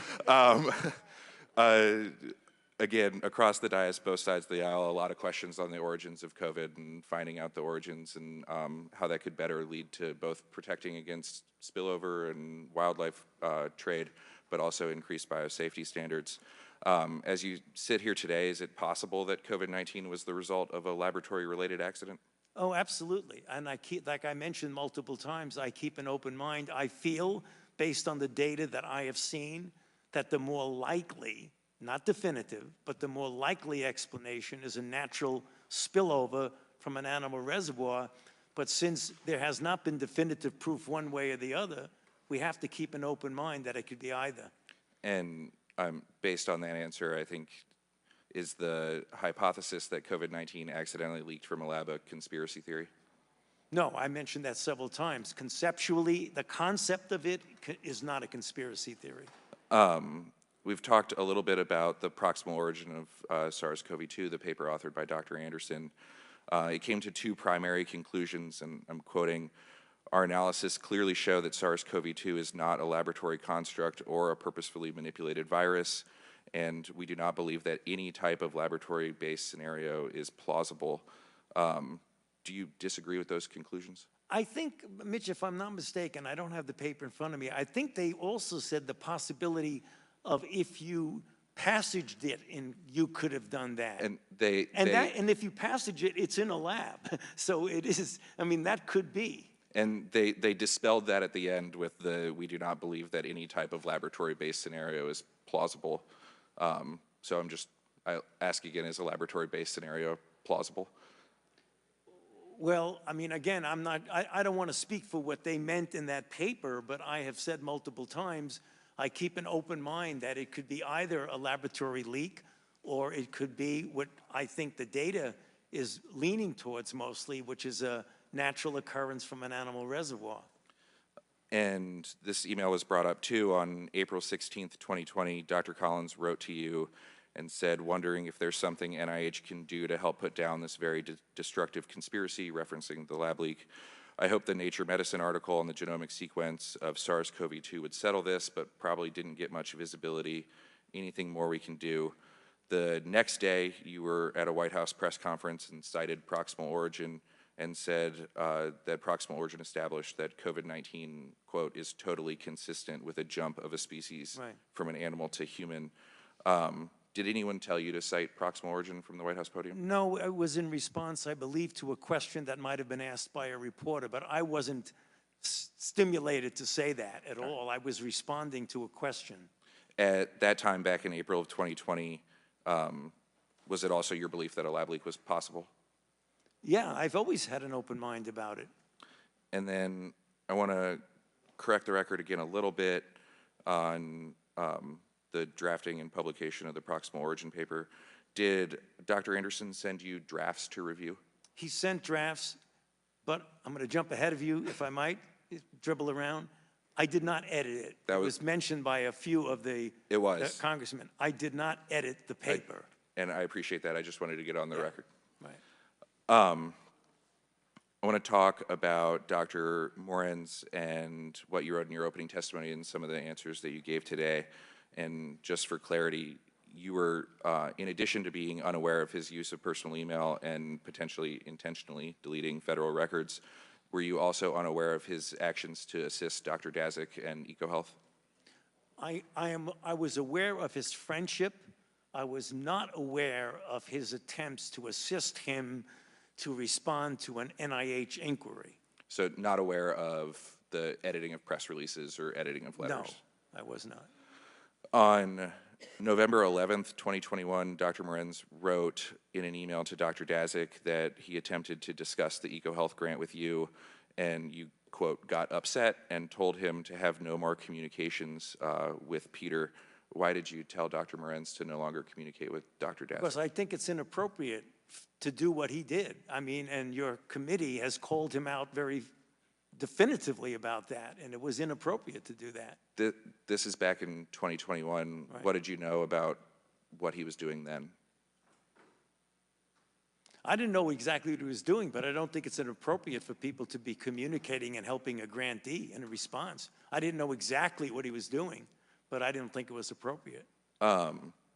When did you testified to Chairman Griffith, or excuse me, Chairman Comer, that you knew about the compliance issues later on with EcoHealth? When did you first become aware?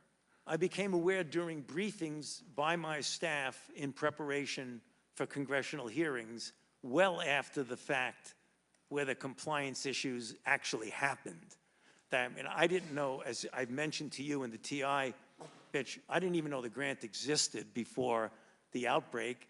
And then finally, when there was this issue about congressional hearings, I needed to know, what is this grant? What are we doing with it? And are there any issues? That's when they said there was a compliance problem of the 4th year versus the 5th year progress report. Some of the other emails from Dr. Morenz, I just want to read into the record and ask you if his recollection is accurate. On April 27th, 2020, Dr. Morenz wrote, "I am sure privately he would love to see Peter and EcoHealth fully restored, although he did once make the comment to me that Peter had screwed himself with the late report. I already told him that all that crap wasn't true." The late report was true, despite what Dr. Morenz said. On April 21st, 2021, Dr. Morenz wrote that he was sure you would do anything you could to restore the funds to EcoHealth. On June 5th, 2021, Dr. Morenz wrote that you were working behind the scenes to undo the damage to EcoHealth. On October 21st, 2021, Dr. Morenz wrote, "Peter, I had my regular meeting with Tony this morning. He immediately inquired about you and several times asked how you were doing.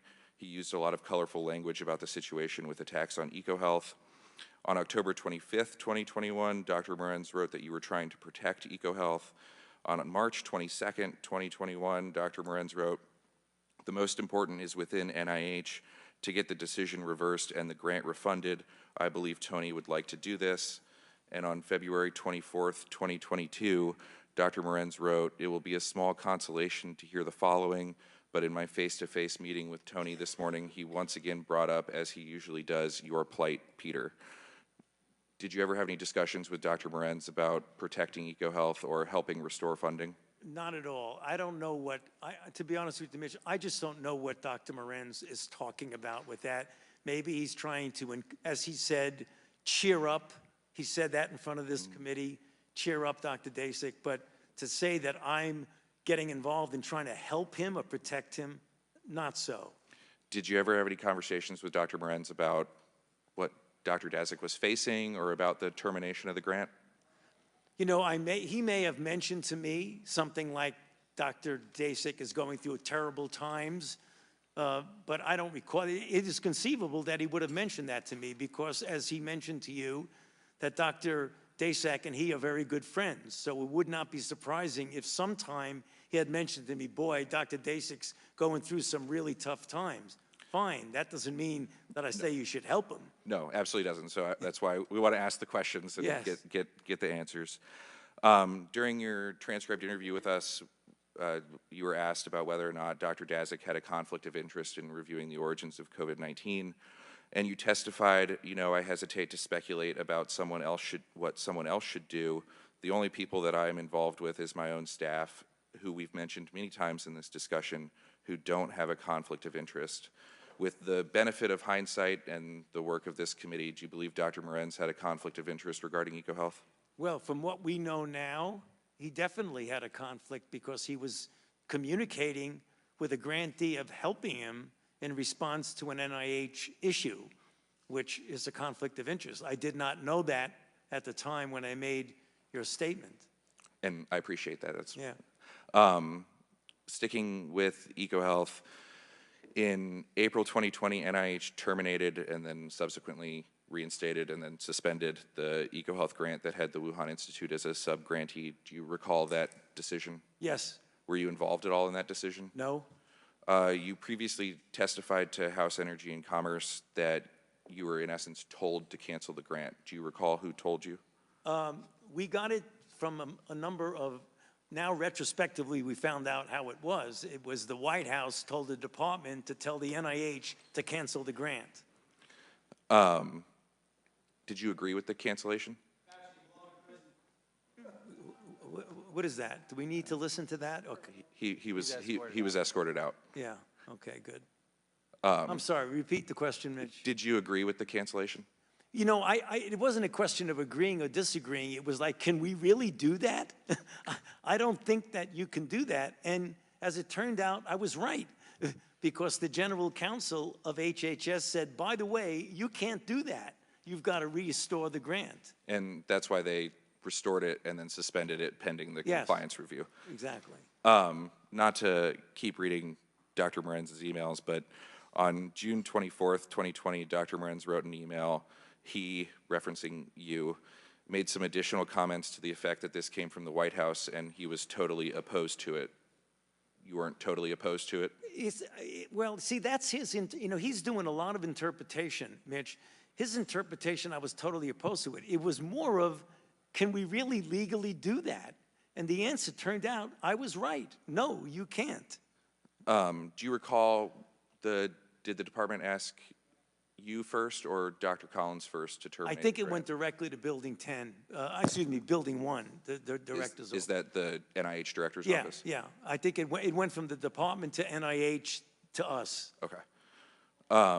Were you, prior to your retirement in December of 2022, were you involved in any of the compliance actions NIH took against EcoHealth?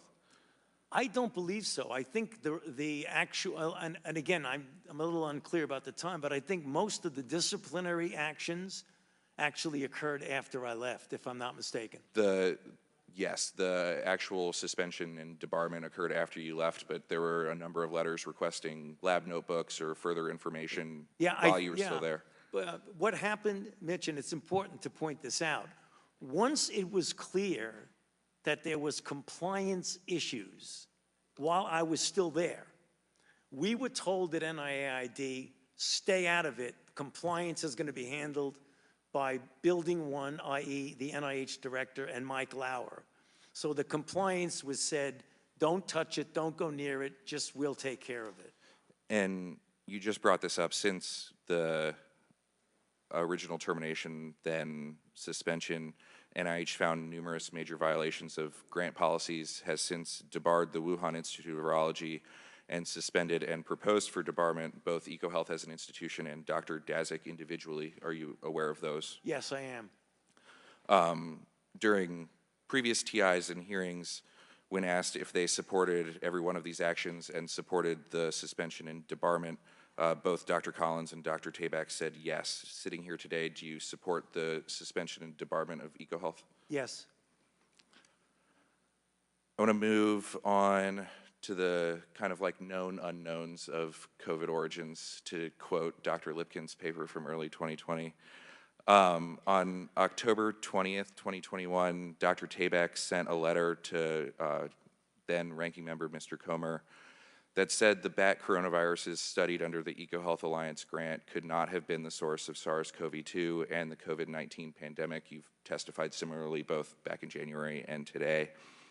Some of the things that I believe Chairman Griffith brought up was just kind of that statement results on some things, rests on some things that we just can't know. In your experience, Dr. Fauci, do researchers publish every virus that they sequence? No, I mean, I think researchers don't always publish every single thing they do. Do they routinely publish every experiment that they conduct? I'm sure there are people who don't publish every single experiment that they do. And then is there a lag time between the sampling, the analysis, and the publication? Yeah, I mean, publications often take months before they come out. Is it possible, if not plausible, that EcoHealth and the Wuhan Institute of Virology have samples from between 2020 when they originally published a paper, or excuse me, 2015 when they originally published a paper with all of their samples, and now that are unpublished?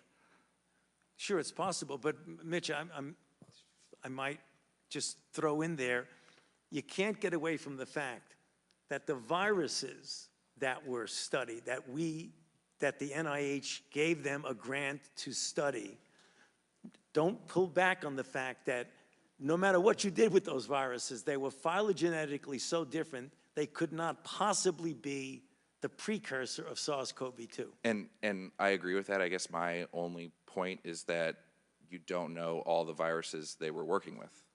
Yeah, and let's make that clear because Congressman Griffith asked it, and I answered you quite honestly, that none of us can know everything that's going on in China or in Wuhan or what have you, and that's the reason why I say today, and I've said at the TI, I keep an open mind as to what the origin is. The last topic I want to touch on is gain of function. We touched on it in January. You touched on it a little bit today. I know the pandemic has resulted, as I'm sure you're aware, with a rather large debate, and including with the NSABB updating their dangerous research policies surrounding gain of function, P3CO, and dual-use research of concern. Prior to October of 2021, the NIH website listed gain of function as a type of research that modifies a biological agent so that it confers new or enhanced activity to that agent.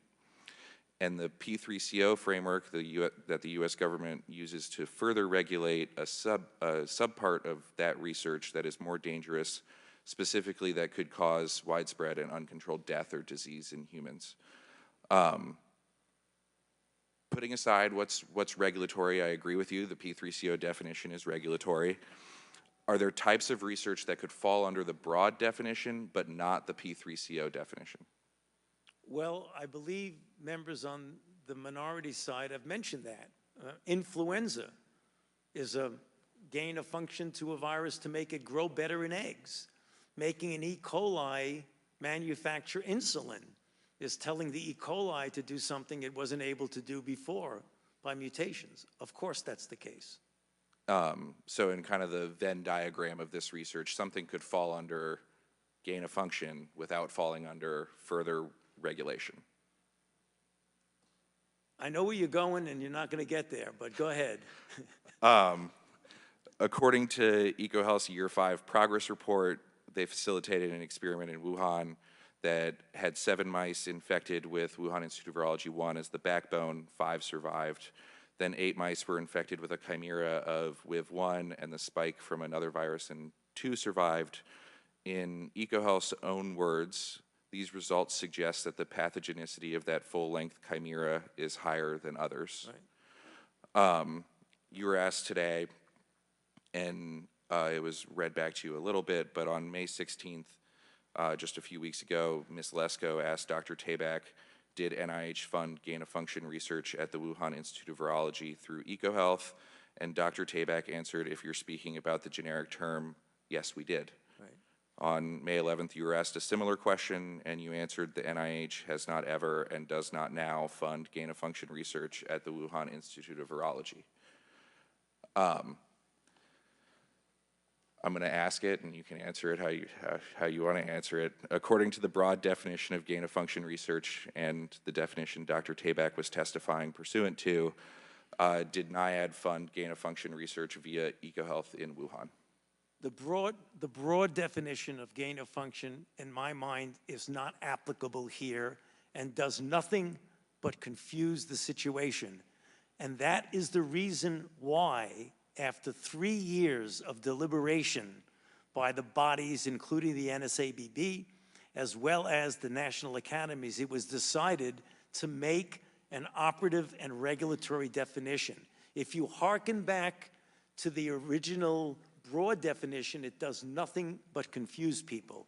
And that's why every time I have mentioned gain of function at the Senate hearing with Senator Paul and the TI, and today, the definition that I use is not my personal definition. It's a codified, regulatory, and operative definition made by a body that has nothing to do with me. Thank you, Mr. Chairman. I yield back. I now recognize the minority staff for not longer than 30 minutes. Dr. Fauci, nice to see you. We've covered many different topics today. We just want to make sure that you have the opportunity to provide your full perspective on any and all of them. Is there anything you'd like to add, clarify, or say about any of the topics we've discussed here today?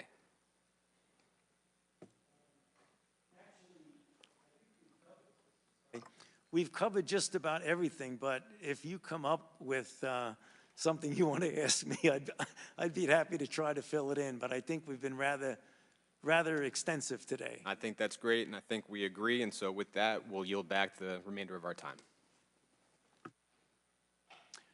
I'd like to yield to the ranking member Ruiz for a closing statement if he would like one.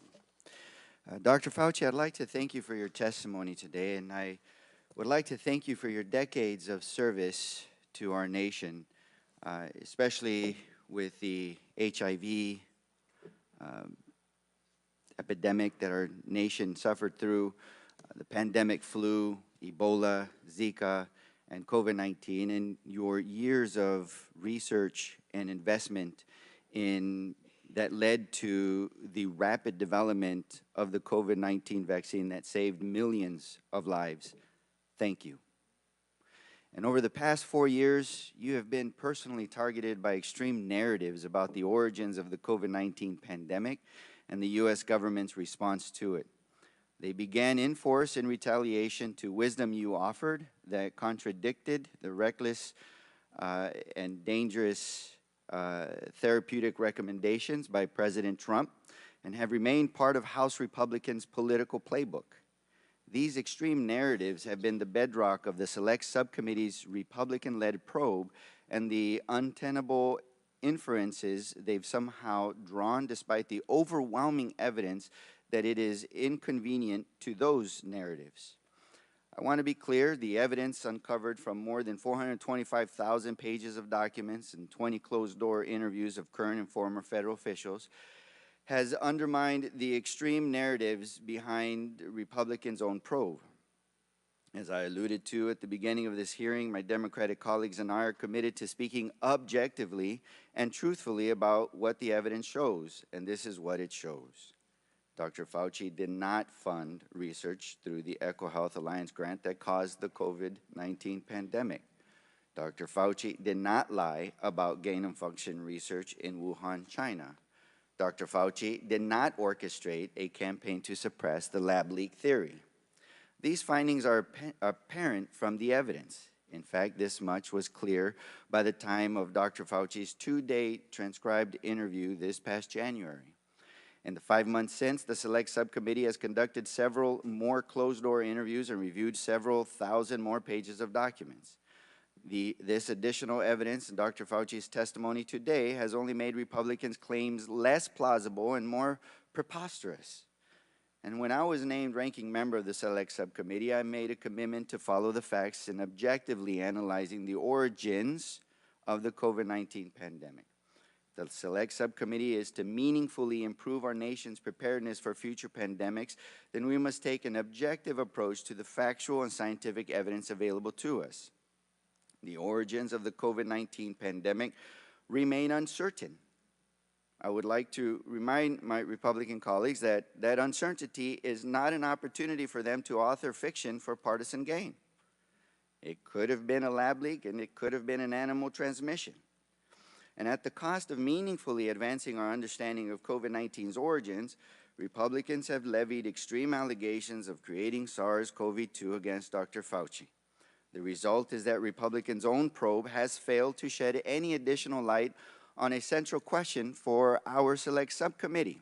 In fact, we're actually entering the fourth quarter of this Congress and this select subcommittee on corona's pandemic. And what have we focused on? It's not an objective investigation on the origin as either a lab leak or animal transmission. We have spent the vast majority of time, like in this hearing, with Republicans trying to prove that Dr. Fauci and Collins funded research through EcoHealth that created the SARS-CoV-2 virus. And in order for that to be true, it is dependent on proving the lab leak theory to be true. So it has not been an objective investigation as to whether or not the virus came from a lab or an animal transmission in order to prevent and prepare for the next pandemic. It has been to push this narrative. And this hearing is their climax, their star witness to finally prove their narrative. And they did not do so. Instead of focusing on solutions like fortifying our public health workforce and infrastructure, securing domestic supply chain of vital public health equipment and medications, or equipping schools, churches, synagogues, mosques, businesses to safely stay open during the next deadly novel viral pandemic. Instead, they focused on accusations without evidence.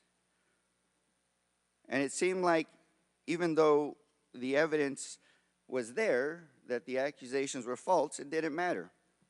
They still accused him on a cover-up, suppressing the truth, that he initiated, prompted, or edited the Proximal Origins paper, that he funded a gain of research that created the SARS-CoV-2 virus, even that he received royalties.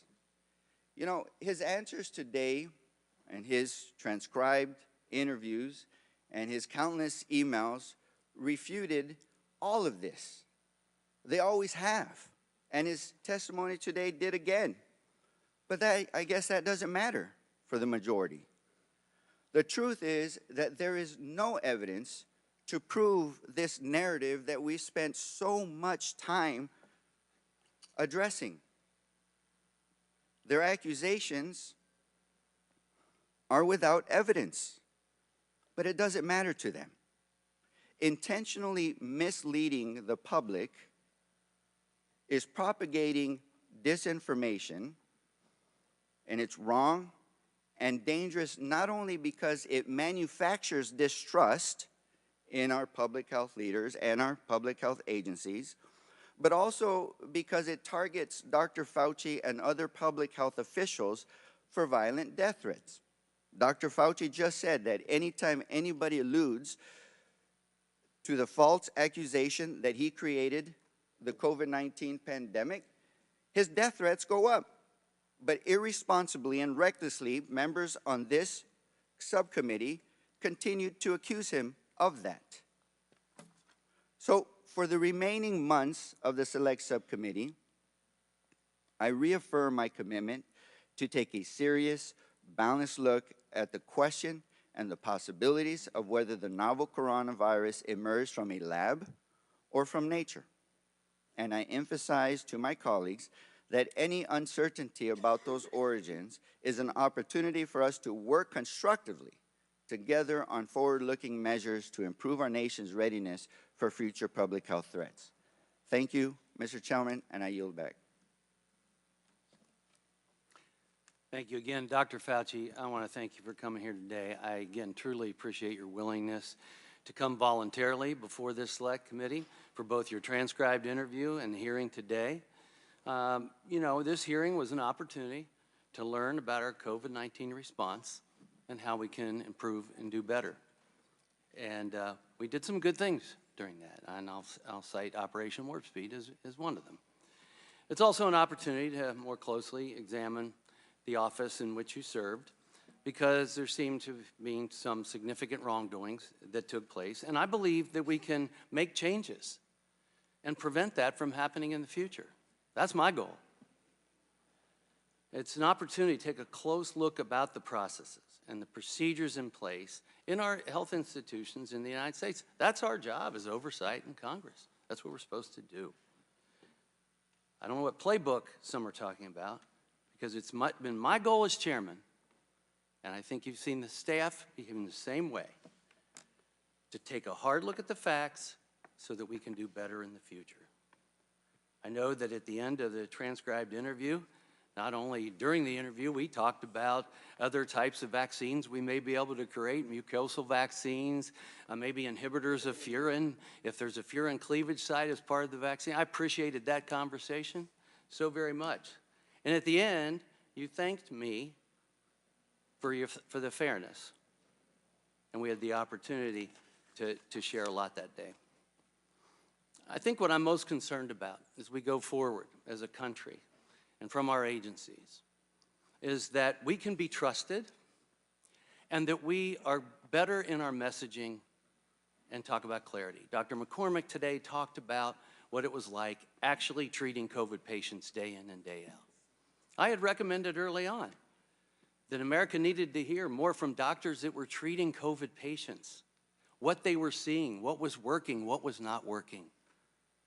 I compared it to General Schwarzkopf during the Gulf War. Everyone tuned in every night to hear what General Schwarzkopf had to say, not the politician, but what the general in charge had to say. And I think that was important, the one who was in the trenches. But look, you know, we've gone back and forth on the definition of gain of function. I think it's been pretty clear what was you said was on your mind, and there were two different definitions, if you will, a generic definition and an operative regulatory definition. But so, you know, when we go through this, and what America hears is that you say NIH did not fund, and Dr. Tabak said NIH did fund. Clarity matters. I think it would have helped when you were in front of Dr. Paul in the Senate, if you were clear about what you meant. The American people had never heard of gain of function until this came about. Clarity matters. You know, when we conducted great trials on the vaccines, I thought they were phenomenal. Normally you have 8,000 to 10,000 people. We had about 40,000 people in each one of the trials. And what we knew from the trials is that, one, it saved a lot of lives. That's one thing. But we also knew that if you got vaccinated, you could still get COVID. We didn't make that clear to the American people in my mind. And that you could still get sick. And so if someone stands up, not you, but if someone stands up and says, if you get vaccinated, you're never going to go to the ICU and you're not going to die. Well, that was still happening. So where was the messaging? I wish you would have corrected that right then and there. You know, President says, oh, maybe we just inject bleach. Well, some people maybe thought that was serious. We made it clear it was not. And that was important. But here we have Operation Warp Speed, which I know firsthand you were working on, and you were kind enough to work with the Doctors Caucus to explain what was going on with Operation Warp Speed. And we have a presidential candidate who says, well, if that's developed, I'm not taking it. And I'm paraphrasing. And then takes it. The American public deserve a lot better from their government. And what should have been a 9/11 moment for this country, this pandemic, was turned into a political nightmare. We need to do better. These are agnostic issues, not political. And I think from what we have learned from you in the TI and here today, there's a lot of things that we can do better. and the grant process being one of them. I mean, if you, look, when I sign a prescription, I'm responsible for it. Somebody needs to be responsible. And if you're signing for grants but not responsible for it, you just sign it, then you're not responsible for the dollars that are going out. And then maybe it's the advisory committee that needs to be signing the grant so that there's some level of responsibility and responsibility for compliance. I think that's one of the biggest lessons learned through all this. We can do better. America's a great country. We can fix our problems. But we have to take a good hard look at what we did, what we didn't do, be honest with ourselves, be better in our messaging to the American people, especially when it comes to health. And that's why I felt it was very important that we don't do things like mandates, but let patients have a conversation with the doctor that they know and trust, and make sure that we're getting the doctors all the information and data that they need. From adverse effects of the vaccine, which we've always done, adverse effects of the vaccine, to what the vaccine can and can't do, whether you're at risk or not at risk, what are your risks? Those are personal conversations that need to take place. And I look forward to trying to establish a system that does a better job at that. I'm going to conclude and just say thank you once again, Dr. Fauci. Matter of fact, I'd be glad to have more off-the-record conversations about things we can do in the future, drugs we may be able to develop, treatments we may be able to provide, and vaccines we may be able to produce. And so if you're amenable, I might reach out to you for that, and other scientists as well that may have varying opinions. So again, thank you again for being the witness today. With that and without objection, all members will have 5 legislative days within which to submit materials and to submit additional written questions for the witnesses, which will be forwarded to the witnesses for their response. If there's no further business, without objection, the Select Subcommittee stands adjourned.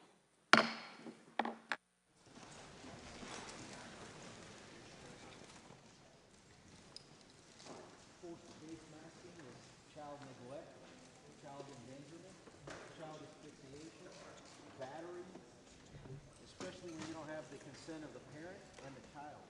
All of these are felonies, all of which you're a participant in, Mr. Fauci, as well as everyone involved in the COVID time.